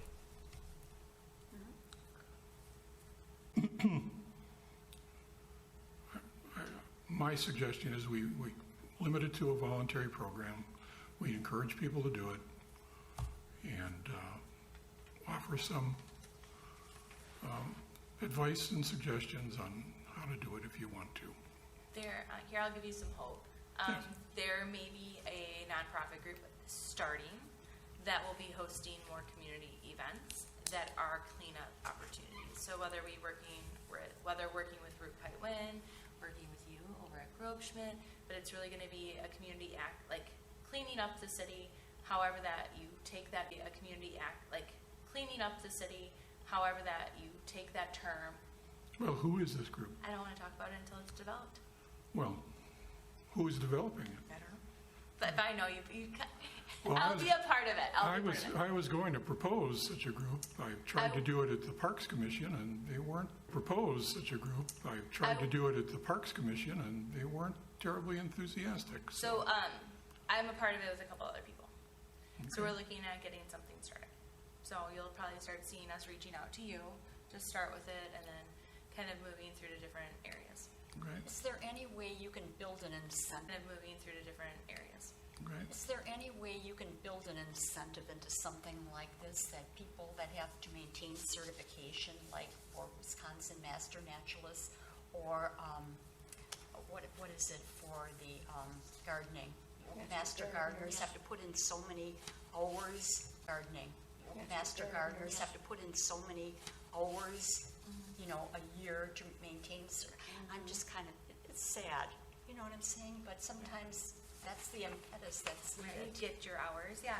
So the great ideas, like I said, it was kind of just a over drink. But yeah, there's some other things too, maybe like a artist market type thing that might be happening, and some really good ideas that we're going to start trying to roll out. So, yeah, I was going to say, Jim, don't get disappointed either, because this survey was a little snippet in the corner of this book, and they give out a pamphlet every month. And unless you make it a separate sheet of paper, people just go right past it. So there's a good chance, I know we only got, 0.5% of people, but probably more than 50% probably never even saw it. So if we want to get people aware, I think we need to make a separate pamphlet or something, and how to, because if you just group it with something else, it's gonna get overlooked. Just like this program here, like I could easily miss something because it's just all, it's really pretty and colorful, but unless I see a separate pamphlet on, this DIY craftsman, whatever, like I didn't even read it. Catch their eye, and so don't get discouraged. I still think we still have the high school. We can always educate the younger people for years to come. I quite honestly, I was impressed with the size of the survey. And like I said, many of our residents are very knowledgeable about what to do. But we've got a section of the population that doesn't want to be bothered about these kinds of things. I think Until we have a group that Commissioner Gorak is proposing, and I was thinking of trying to propose, we'll be happy to be thinking of trying to propose, we'll be happy to be part of probably. We don't have much to offer people in terms of, okay. Community outreach, that's what it is. Yeah. Like, we don't have that opportunity, so that's Right. kind of what the idea would be. One of the biggest things, like for cost with this, is just the chemicals involved. One of the biggest things, like for cost with this, is just the chemicals involved to treat it, right? And you're probably aware of that. So the average person, right, or homeowner, I mean, how can Franklin help with that? I don't know. But. And when efforts are made, Jamie, what you're proposing,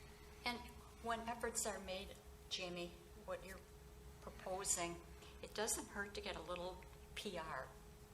This weekend, I participated in Milwaukee River cleanup, Jackson Park. And I mean, you saw the article in Sunday's paper about, the amount of trash that was, collected. Sometimes just a little PR after that too. Somebody's got, it's going to stick around and maybe just, multiply, hopefully. Yeah, keep going. Yeah, I was gonna say, I wouldn't 300 people, so if you were to put something in, like as an ordinance, even though there was no monetary, like, it's just, like, hey, you're not supposed to have buckthorn on your property, and it's just in our ordinance, so we can hold new land developments to our ordinance, is almost more becoming than saying, okay, yeah, you have to pay $300 because resident in their current home. So just because, people were like, yeah, it's okay to have an ordinance, but we shouldn't pay for it, or don't tell me what to do, that's fine. But we could have something moving forward where the new developments have to maintain and or remove that. And then it also becomes one of those things where you have, instead of having weed outs, we have buckthorn outs. You were talking about pesticides, but if you had somebody coming in year after year after year for 5 years, let's say, and cutting down that buckthorn, and they're committed to that, eventually you should start seeing that square or that property being eradicated to a certain extent. But it's a long year plan, and I'm not sure some of the residents, if they've lived here for 25 years, I can tell you they're not 34 like me. So. One of the questions that came up regularly is, what do I do with them when I cut them down? Yeah. We don't have a disposal site. There you go. Where? The brush center in Franklin takes the city's The brush dump. scrap outside takes it. So does the landfill. The landfill, yeah. Both places. I would agree the landfill takes it. I don't know. Yeah, we take all brush, 6 inches and less. What do you do with it? We Right. double top grind it, and it sits in a large pile, and that heat pretty much. A couple of people were concerned. It's like, See this coming off. I don't want to be buying, getting my free mulch from the city and it's got buckthorn crap in it. We asked that question to the DNR people, and says, no, this sits in a pile on it. Good. Not all buckthorn either is seed. Or wood chips from We Energies. Yeah. And they must. I'd be even more worried about that. Yeah. That stuff's coming right from the chipper right to the truck. Ours It looks really fresh. Yeah, ours Yeah. comes right from it's us doing it, we put it in our trucks, and it sits on this is my chip pile, and that's sits below that. How many yards? How many yards? Wood chips do we have? Thousands.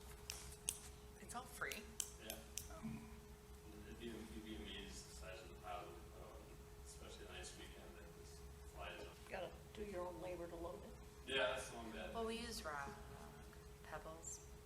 Young kids.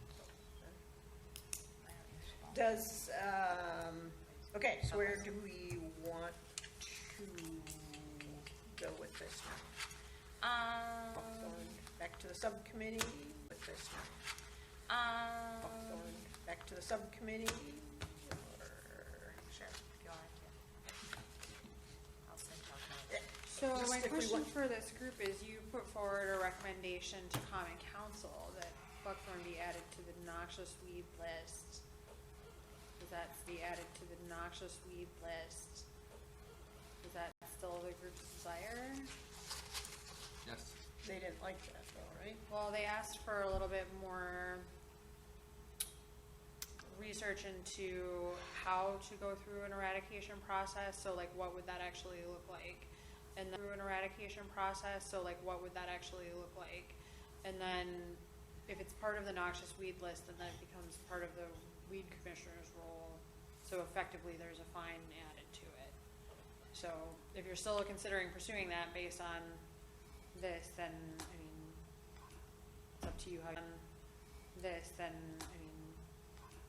up to you how you want to proceed with drafting the legislation. Could we rewrite the legislation? Like, so it's not necessarily part of the weed list, but we, have some sort of thing on new developments or something like, because I think what I read here, the do ones and stuff like that, or even overall, like, I don't have the money to do it, like, and I get that because, whatever. I don't want to say my thoughts on that one, but, if we just at least added it to something where new developments, when they're coming in, they understand like, hey, we're going to do this, or we added to like a conservation easement plan of removing buckthorn. Yep. Oh, I like that. Right? Like something like that, I think would be more beneficial right now than saying all properties have to have remove buckthorn. Yep, so. And then that way keeps your public land off of it. I just like to point out too that if you're doing something like that, these are out there we should be keeping our eyes on that. Yeah. Buckthorn is so established here, there's some out there that are just starting to come out where if we can attack it right when we start seeing stuff, it's gonna be a lot easier. Yeah. Especially for the hands. Can you provide a list of? Yeah. Yeah, this on that NR 140 or NR Yeah. 48 Wisconsin DNR list. Okay. So this part, and I know like the UDO, we could even bring that up then You as can well. do it by reference. I would choose to refer to the DNR's Right, you can list. just cite that, Yeah.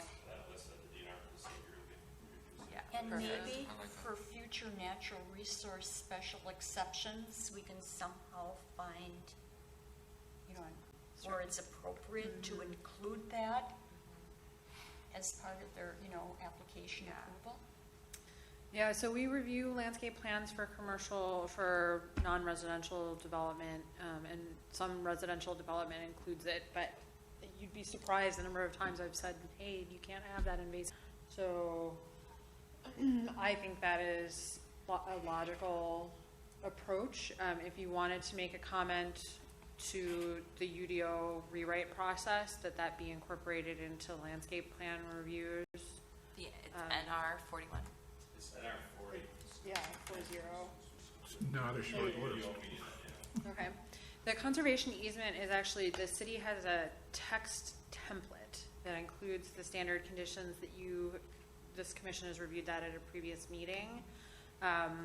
I am not totally sure about the process to amend it, but I'm happy to research that, creating that requirement. So as, just to reiterate that conservation easements are typically required during a development process, whether it's like a land division, so creating a subdivision by splitting up the lots, or through a site plan.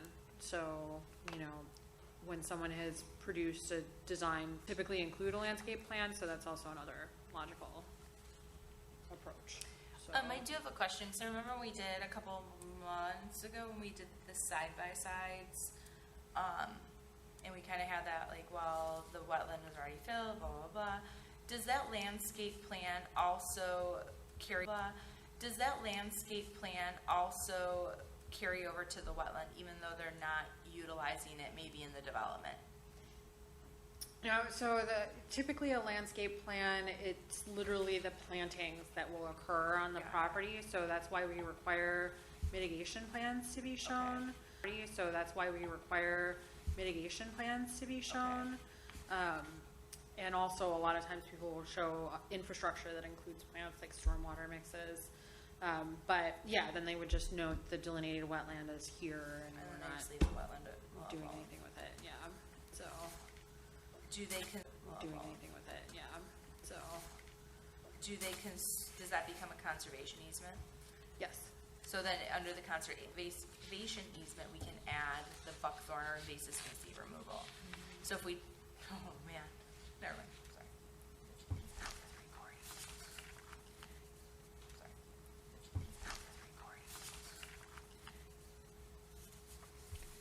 If that is something the commission wants to discuss, is amending the conservation easement template. I would like to look into that. I think that would be beneficial. Yeah, didn't we say that could that happen through the UDO rewrite, or no?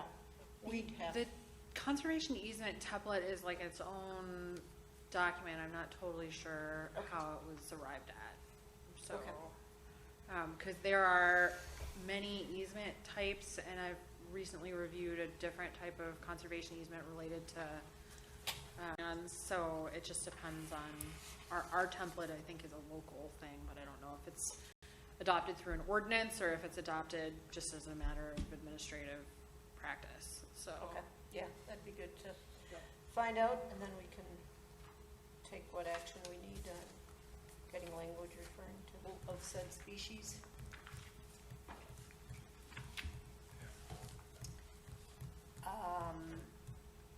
Other things that we want to do with the buckthorn? More education, resources, information for people. Yeah, I think I'll meet with you. I'll meet with you. Can we not do it before the next meeting though? No, not the same day. Well, I meant like, can we do it like after May? So you want it for June? Yeah, can we meet in June about it? School year, end of June. Well, topic. we have to go to a surgeon for it, like what the heck, for a finger, and then prom, the school year, it's just, yeah. We're kind of busy. I'm Okay. really busy right now. Okay, if I include that in the minutes, subcommittee on buckthorn to reconvene in June? Yeah, that's perfect. So we'll have something by the June meeting. That'll be early June. Yeah, that's perfect.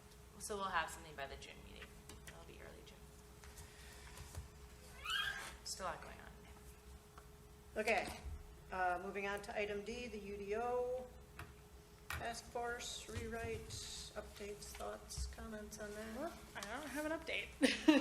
Updates, thoughts, comments on that? I don't have an update. That's fine. Funding, item E, funding for environmental commission activities. 1 second. Sure. So, yeah, so that one I'm confused, like, you said we can't take money? So, yeah, so that one I'm confused, like, you said we can't take money? So the funding would come from the city, but we can't take donation. Like, we can't, like, Bear Development couldn't write us a check for the So they environmental. give it to the county council? It would have to go through And the the county council council. would give it to us? Yeah, Yeah, we have been talking about, To us. yeah. yeah, we have been talking about, Unless do we you, wa- go ahead, sorry. do we want to develop a budget specific to the Right. environmental commission, because there isn't one. We I get it. money from other departments, That makes sense. and we really haven't, Yeah. for garden giveaways, photocopies, stuff like Yeah, that. give it So back, right. we've been discussing, should we develop a budget for the commission, this commission? So several of you provided some suggestions at your previous meeting, and I apologize. And so I compiled that information. There's some question marks and some zeros here because I wasn't able to get cost information for some things. So Do the we have current copies? proposal items here, so saplings for Arbor Day, garden giveaways, seed giveaway, refreshments, and gift cards, all related to events. So currently, the Department of Public Works is providing the saplings, and then ATC made the donation. But I do think it's important it's likely that this moves forward. And so just making clear that that is an environmental commission activity, and it's something that is happening as a collaboration. And then printing costs, so I included, there was a suggestion of 1,000 pages for event handout. Do receive packets, so a typical packet is between 10 and 20 pages, and then we produce 12 of them. So even when you are not receiving a physical packet, we also produce packets because we have responsibility to maintain the public record. And then with NRSCs, we always give you the paper packet. With NRSCs, we always give you the paper packet. So that happens three times a year, give or take. We talked about tablets, so this was just a guesstimate, but that is something that you could consider requesting since you've made the recommendation to receive electronic packets, and we do want to try to discourage the use of personal electronics for city business. And then there's this native habitat restoration project that Commissioner Cieslak proposed, that the budget is here for that. So the grand total, Commissioner Cieslak proposed that the budget is here for that. So the grand total is currently at $3,080 with some obvious gaps. Without the tablets, because that's something I know staff is making the recommendation, and you guys are, it's up to you whether you want to include that in your request. But if there's other items that you'd like to have included here, so we need to kind of finalize the costing, and then I'm gonna show this to the city administrator and have a discussion about how to approach this, because again, as I've said, there's more than one. It's likely that DPW might be the requesting department, So these would just, someone would make sure that DPW has these items in their budget, not separate environment. distribution, like paying for stuff would happen, they order the trees. You could make recommendations about a preferred vendor for things like the gardens, et cetera, or seeds and that kind of thing, and then they would go out and purchase it for you. So the city's cutting the check. And so. Also, something in regard to what Tom had mentioned about who's picking up the cost here for the trees for Arbor Day. It just might be nice to, like I say, I have a feeling some of these costs, if anyone is into that sort of promotion. And then you have a clear line in the city budget to allocate that donation to, as opposed to it being accepted by the common council and going into the pot. So, I know this is a bit dry, but you guys work hard, and I think it's important to try to figure out how to make sure that you're getting the correct kind of support, so. Yeah, because I could see like your local Steins or some other garden center picking up the expense for some of the, you know what I'm saying, some items we have here for restoration. For some of the, you know what I'm saying, some items we have here for restoration with giving them proper credit. Yeah.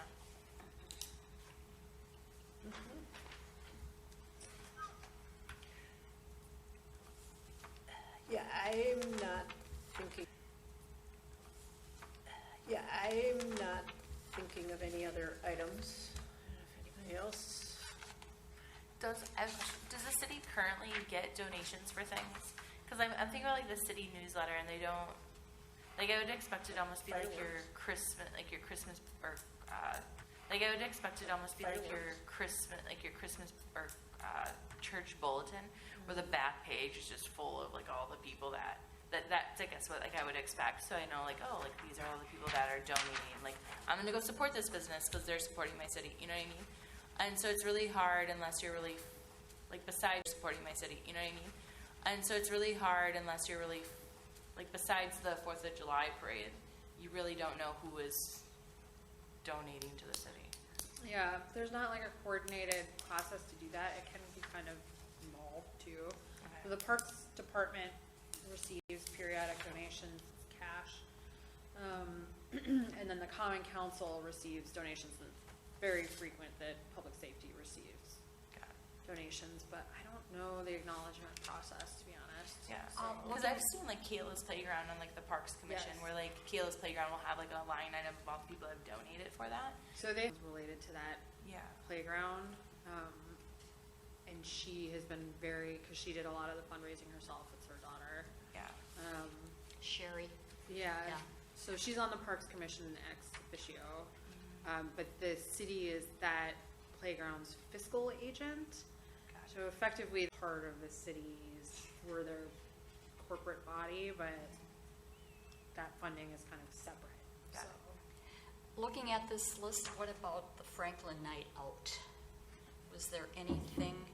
Franklin Night Out is underneath all the stuff that's in there. So like, That's what I thought. Yeah, It's kind of 'cause it's- like the printing. Okay, that's how I included it, would be all the All right. events and just in one. just wanted to make sure.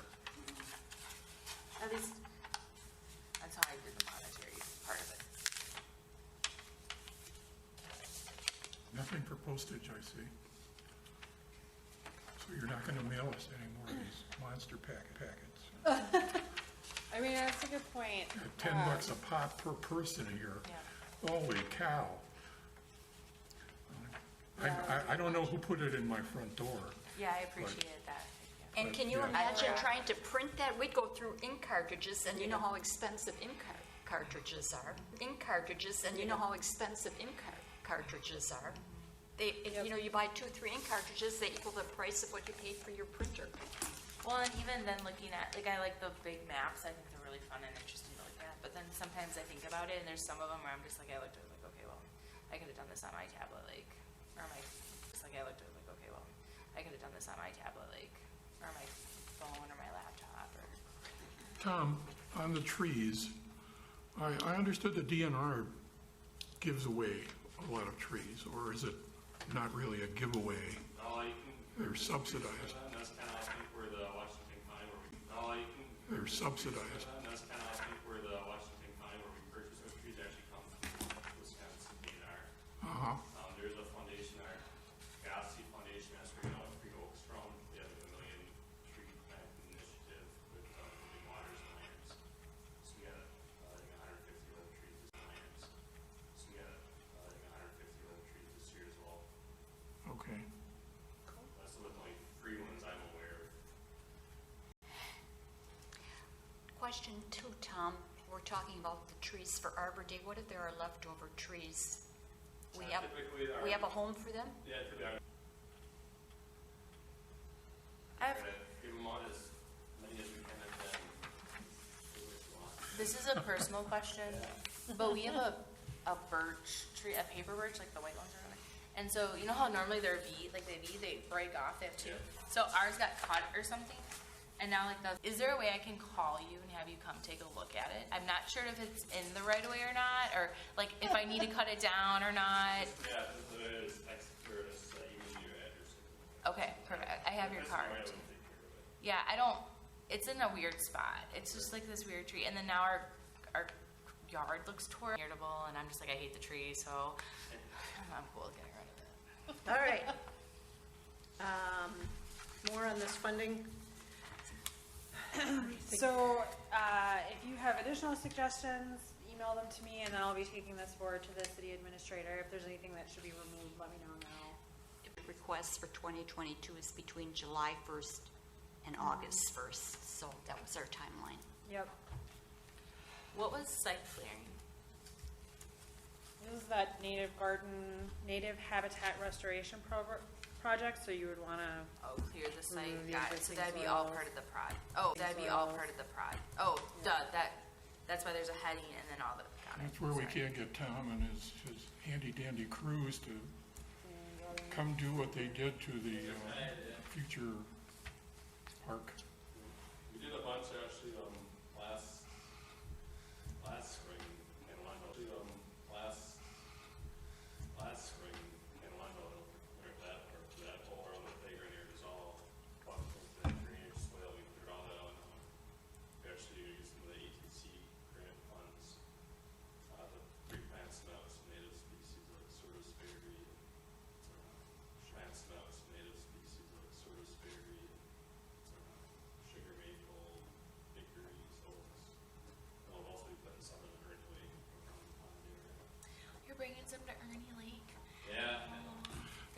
Does the city also take care of school properties? We do not know. City also take care of school properties? We do not know. It's our schools. Schools do Building it, grounds. okay.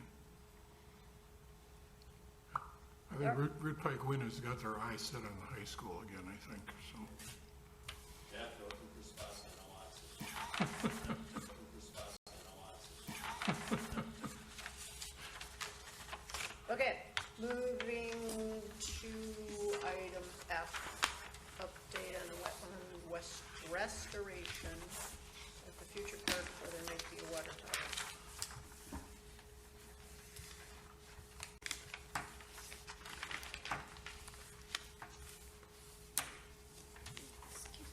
Thank you. So the city engineer was not able to join you this evening.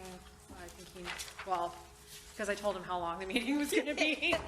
But if you did want to share an update with you, you had asked to set up quite wetland restoration projects and other work that will be done at the future water tower park. We have to stop calling it that. But the future park located at 8120 South Lovers Lane that will have 2 water towers in it. So he did talk to a consultant about some on the water towers. And just broadly, the recommendation is that those projects could be possible within the park itself, but to install them on the water towers would present some obstacles. So he put together this memo to kind of share those details with you. So the city is open to the idea. Bird facilities. The Parks Commission at their last meeting actually approved a residence installation of birdhouses in Ernie Lake Park. So they are working on a donation policy. So that's, those kinds of projects are typically reviewed and approved by the Parks Commission, and they would probably want to have input into it, but it would be something that could be considered. And then the same is true of solar installation. So it would be, currently the county is proposing a solar installation in the golf course.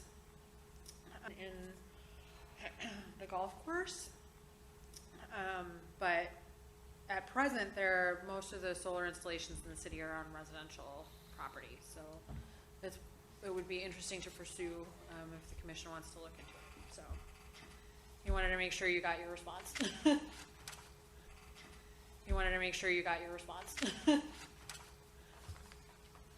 A golf course? Yeah, the county has a golf course off of Oakwood. Oh, that one, okay. Yep, and so a portion of it is not used for golf. And they want to install a couple acre solar facility. So, I didn't know there was a golf course. Well, what they're doing in was that in today's paper? The Now South, Oak Creek? There was something for We Energies. What did I read in today's paper?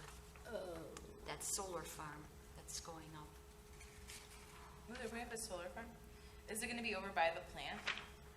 By the Oak Creek power plant? Oh, gosh, I can't remember now. Probably in Bender Park there too.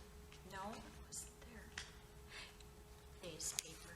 Yeah, I thought it was with some PPG. PPG, Oh, the it's at the paint, PPG. yes, on South 13th Street. Yeah. Okay, thank you for this update.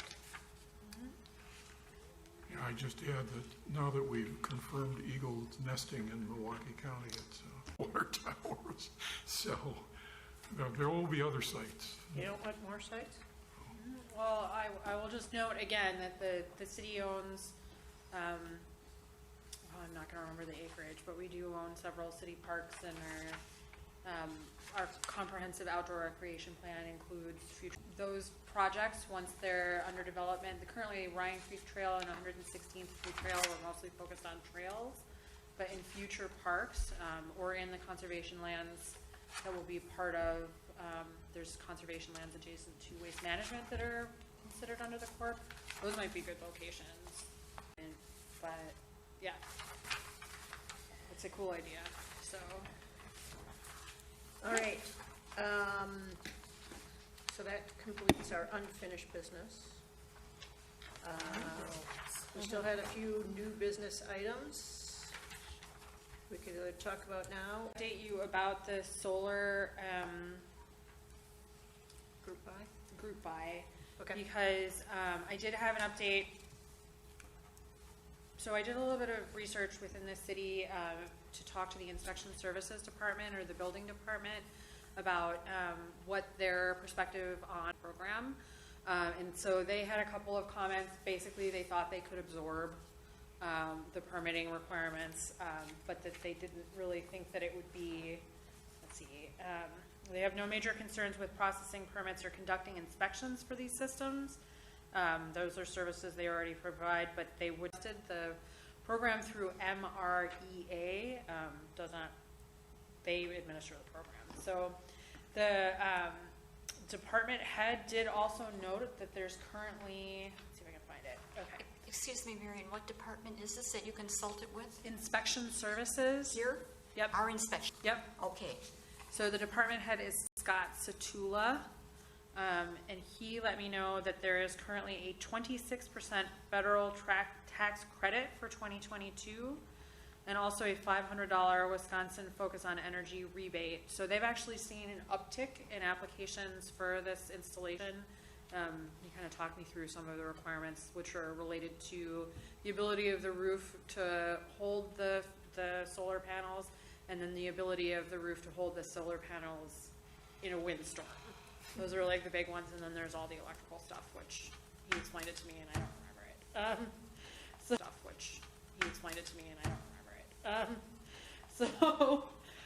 it. Anyway, so that department, that's kind of their 6,000 foot evaluation of the project.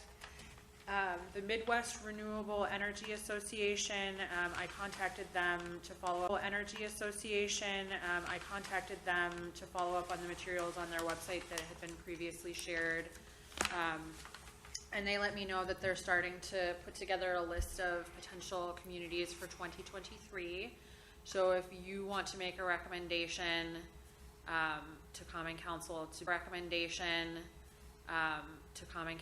to be considered for that group, it would be timely. And what group is this, the second group here? It's the Midwest Renewable Energy Association. So like 2 or 3 meetings ago, I included some of their marketing materials. Their program is essentially, they are the nonprofit administrator of this project that links together the group buyers with appropriate technicians, and helps facilitate that. Based on the discussion I had with this person, that there's not a lot of administrative requirements for the city, but the city is expected to kind of help promote the program. So publication in the newsletter, that kind of thing. So Have any of our residential developments been like the solar green and solar panels, and we should probably promote them more. some of the developers that Like do Tim development O'Brien in does Franklin do those kinds of developments in other areas, Yeah. but One very interesting development, and I forget the builder. It's on Sunny Slope, That's what I was talking about. just south It's of on Grange. Yep. Tim 4 O'Brien. or 5 years, Tim O'Brien, the Yep. whole subdivision went in with All solar. of them are green. Yep. That's why I was, because I know Tim O'Brien's doing some of the houses Okay. for Newman, and that's why I Yep. asked. development in the Madison area. So Start getting tax breaks for that. would the commission like me to at least let this person know that the commission is interested? Is this something that you want to make a recommendation to the common council about? I know the request came from a resident, and so I was kind of been following up on it. Could we, if that person could do like a Zoom meeting with us at our next commission meeting, so we can ask a little bit more questions, I think, about it, like how many residents would have to do it? Do the residents have to, I think about it, like how many residents would have to do it? Do the residents have to live within a so many block radius? I think the criteria is just, do you want to be part of basically the county-wide program? Yeah, and that, like, those are my, like, kind of questions, or what is the average cost of this, so that way when we are promoting it, we're able, or what is the average cost of this, so that way when we are promoting it, we're able to give some of those basic pieces of information. Do you want to meet with the provider from MREA, or do you want to hear from the resident? Because the resident's been. I would say MREA. Okay. I would say, yeah, MREA, and then I would say we can, MREA. I would say, yeah, MREA, and then I would say we can offer the, the resident, be like, hey, like, we are gonna be talking with the a person that does this providing, if you would like to come here more, not necessarily like reach out to them 30 billion times, but just once, just to let them know that we'll be talking about it but just once, just to let them know that we'll be talking about it with somebody. They're based off of Custer, aren't they? MREA. Sorry? They're in Custer, Wisconsin, right? Yeah. They have an office it's basically next to the Urban Ecology Center in the Monotony Valley. I didn't know we were there. There's like That a lot of stuff crammed Right. into a couple of There's like a warehouses. school coffee shop too, right Yeah, next door. that's Escuela Verde. Yeah. So they're very interesting. You should just call their They have, teachers. and be every like, summer they have a, there's the annual festival, which I've never been to, but they are the sponsors Yeah. of that. Right. Because they have, I think they have offices in Madison and then someplace else in the state as well. So, Right. yep. Okay. Future cleanup event with Rick, have any updates or? I've talked to a couple people. I've been roped into like 3 different events of theirs, but only one for sure is Franklin related right now. So, and believe it or not, it's in Oak Creek. It's Oak Creek, Franklin School District, right behind, next to IKEA. Oh, those woods right there. There's the woods right there. Yes, And there's a really big house right on the back end. yes. Really Yeah, big house. originally Access on they were 20 planning on doing an access on invasive, 27th Street. It's like, and then we started talking about, does the county know you plan on going out to county parkland? And then we hadn't thought of that, so they're just gonna do a kind of a cleanup and not invasive removal thing, but they're gonna do an invasive removal probably at the high school, despite my encouraging them to go back to Franklin Woods. But they haven't set a date. And who's this? Rid Pike Wind. This is with Root Pipe Wind. have they reached out to like their National Honor Society? So, National Honor Society. So, I don't talk with Root Pipe Wind. So, National Honor Society, they need community service hours. So, cleaning up and or invasive species removal would Yeah, qualify for those I hours. believe they've reached out to all of the local schools, so. Yeah. Well, I believe they've reached out to all of the local schools, so. Yeah. Well, sometimes- Especially Oak Creek's, obviously. Yeah. Well, and it always works to identify the people who need service hours. You know. Because I'm gonna tell you, they could have reached out to my like how to delete it stuff. I have enough trouble. I have enough trouble being reached out to. Feel ya? But that and a Grant Park event and another one at Ware Nature Center are the only ones I'm involved in right now. Well, remember, we are nature. An event that was apparently in the local news that I didn't know about, and that had to do with trying to rezone a piece of land from recreational to residential, connected to the Savannah, Franklin Savannah, officially. Yep, so that discussion is part of a subdivision development that is being reviewed by the Common Council. Well, I don't think property, whether that's from the developer or from the property owner. You can go back. It was the council meeting, like Well, the problem is before that the the election. closed sessions don't tell you anything about what Yeah, they did. so they started in the Parks Commission with the idea of the Parks Commission wanting to maybe purchase their agenda. So then they went into a private meeting about it, so closed session, you can't find anything about it, like no one will say a peep about it. And nothing was on the last common council meeting about it, so now it's kind of being thrown around non-publicly about what's gonna happen until it comes up on an agenda again. So originally it's proposed, Ignasic Investments owns it, that property, that parcel. Bear Development wants to buy the parcel, but they want to rezone it before they buy it. So then they can put a subdivision on it. Right, So that's kind of what, like, that's subdivision on it. right. So that's kind of what, like, that's my version of what's happening. There might be more stuff in the background that's happening, but that's what I am aware of. And it might not be as politically correct as you might want it, but there you go. Yeah, that's an accurate, There you go. yeah, that's an accurate depiction of what so Bear Development is interested in purchasing these lands and requested to rezone them. That rezoning was not successful in its first request, so they have come back with the request again.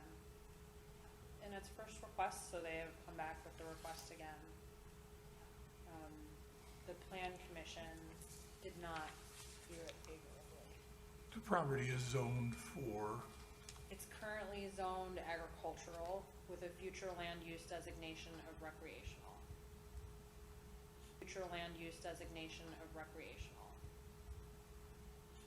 okay. It was my understanding that it was originally intended to be additional parkland next to Franklin Savannah?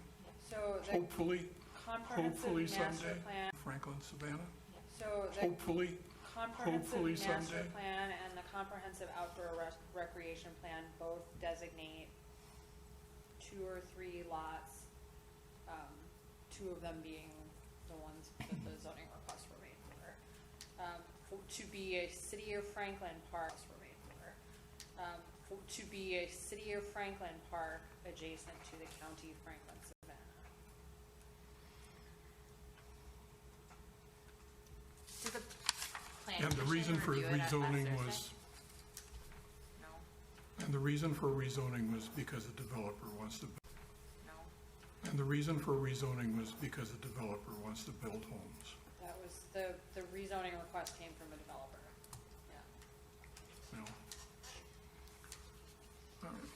I wish the Environmental Commission could find a way to become more informed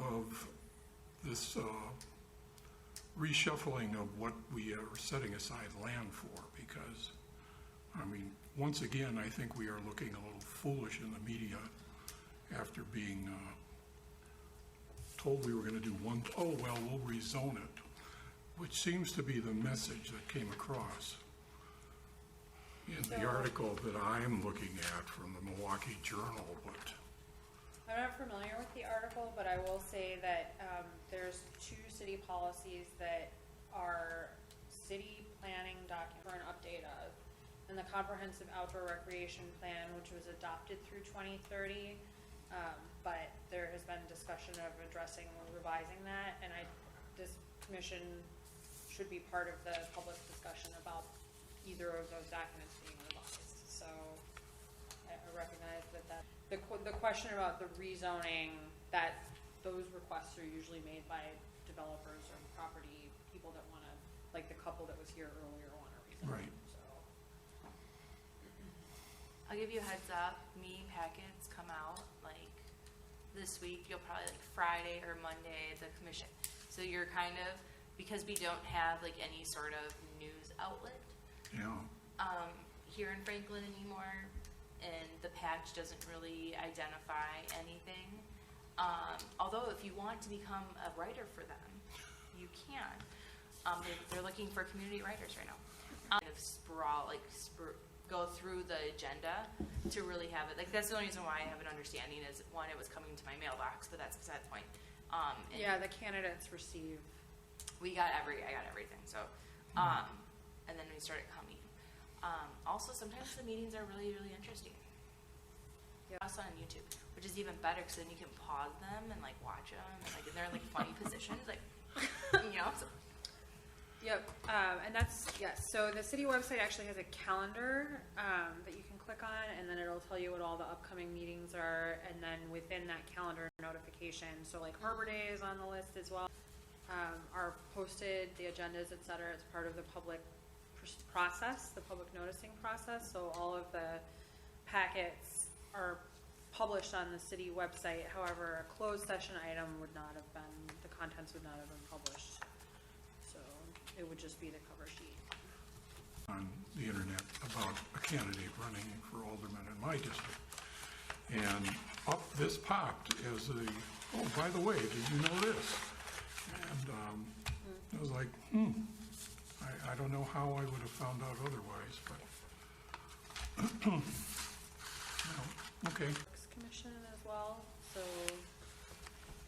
they have made a recommendation to fulfill the quorum. And I believe all the commission or all the council members, the other people have been switched around some of the commissions as well. So I'm not sure if Smith is on the commissions as well. So I'm not sure if Smith is Alderman Henneman still on the Parks Commission. I believe she is, yes. So yeah, so like she was on it with the first round and all that. And then the planning commission I think has changed a little bit as well. I don't remember who was, I know there's appointments, but I don't know who was appointed where. I know there's appointments, but I don't know who was appointed where. I think Planning Commission has changed, I'll have to double check. Yeah, I'm not sure who the alder, I think it's Sherry's, It's Hanneman. is she? So, So Alderman Nelson is joining you from the Licensing Committee. He's previously served on Parks Commission. Joining you from the Licensing Committee. He's previously served on Parks Commission. And he's been an alderman for many years and can tell you about himself. So, hopefully he'll You join know, us. for I a just future wanted meeting. to say, sometimes when you have these natural resource special exceptions,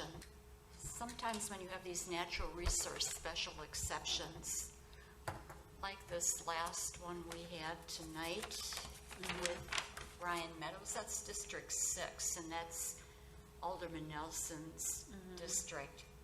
I would kind of like to, you know what I'm saying? Even though, I mean, we're kind of a screening, from here we go to planning and whatnot for their input, so to speak. Sometimes it just makes me feel like I have that additional resource if we would actually have the alderman from the district where the natural resource special exception is taking place. Not so much in residential, but when you have something of this magnitude, you know what I'm saying, with a subdivision or a development like that. Yeah, just, but I know, I mean, I realize, you know, in addition to 3-hour common council meetings that they have Yeah. on a monthly basis, I don't want to take advantage of it, but it just, sometimes it would be helpful. well, Agree. with Alderman Nelson on here, well, pretty much everything happening in Franklin's gonna be in D6, because that's where the most open land is, so. Yes, it is, yes. This consulting reorganization process, how far along is it? The UDO rewrite. Yes? We've completed the diagnostic step, and we're behind schedule, so we probably got another 18 months to go. Oh. Oh, geez. So, After looking at the interim report that you gave us at the last meeting, I started looking at it, and on a cold, miserable, rainy day, I decided to start looking at the city ordinances that interested me. And I've only come up with 4 amendments. So far. So if I'm going to have to wait 18 months for them, or start making us go till 10 o'clock, I guess I'm going to warn you. if you have comments you want to provide the consultant, I'm going to warn you. if you have comments you want to provide the consultant, I will just note that the UDO rewrite is a full redrafting. Yes. So the existing ordinances there are some areas where they are not compliant with upstream requirements. Or upstream requirements. Or are in conflict with other agencies, and then also internally in conflict, so I'm looking forward to this improvement. But if you have comments, any of you, please send them along, and I will get them to the consultants, so please send them along, and I will get them to the consultants, so. All right. Next meeting is May 25th. Future agenda items, any other topics we need to be adding in? You will need to appoint a secretary at your next meeting. Yeah, process is next meeting. So, someone wants to have the gavel. It's all yours. Just, I don't know who's interested in the role, but you cannot be the secretary and hold a chairship, so. You can't replace Pat, but. This interesting story, it kind of says something goes full circle, it went full circle tonight. I've probably been secretary for 4.5 years, and just so you appreciate, the very first meeting I had as secretary, it also included 2 natural recrones in the business park, and the second one being the Rock Ballpark Commons. I'm sorry. Joe Dito literally held my hand during that meeting. I was so nervous. It was baptism by fire. Not any NRSDs scheduled for the next meeting, and also, I don't know if you received training, but the clerk's office is available to train the new secretary, so. Yes, so if there's who's ever interested in that position. Have there been any other? Yeah, there is my vacancy now. Yeah, I let the mayor know about the vacancy, but I am not sure what the status of that is, so. And it was possible there would have been 2, so I did talk to him about it, but I'm not sure where we are, so. Tom, have suggestions, please recruit. You should be getting somewhere. Okay. Okay, thank you for your years of service, Yes, thank you. Pat. We will miss you. I'll miss you, Pat. I will keep tabs, like I say, at the agenda, and you know what, there is something that having a citizen comment period. Well, that's how Tom, don't forget, Tom, you were at several meetings Oh, too. you And I got think that roped in. kind of is how, and yes. It's a gentleman that was here tonight from where, but again, he's a board member. He's probably got enough irons, you know. He lives in Oak Creek. Shame on me, yeah. All right. I have to make a motion to adjourn. I second it. Already? All in favor? Aye. Aye. Anyone opposed? What do we got, 9:25? 9:27. 9:25?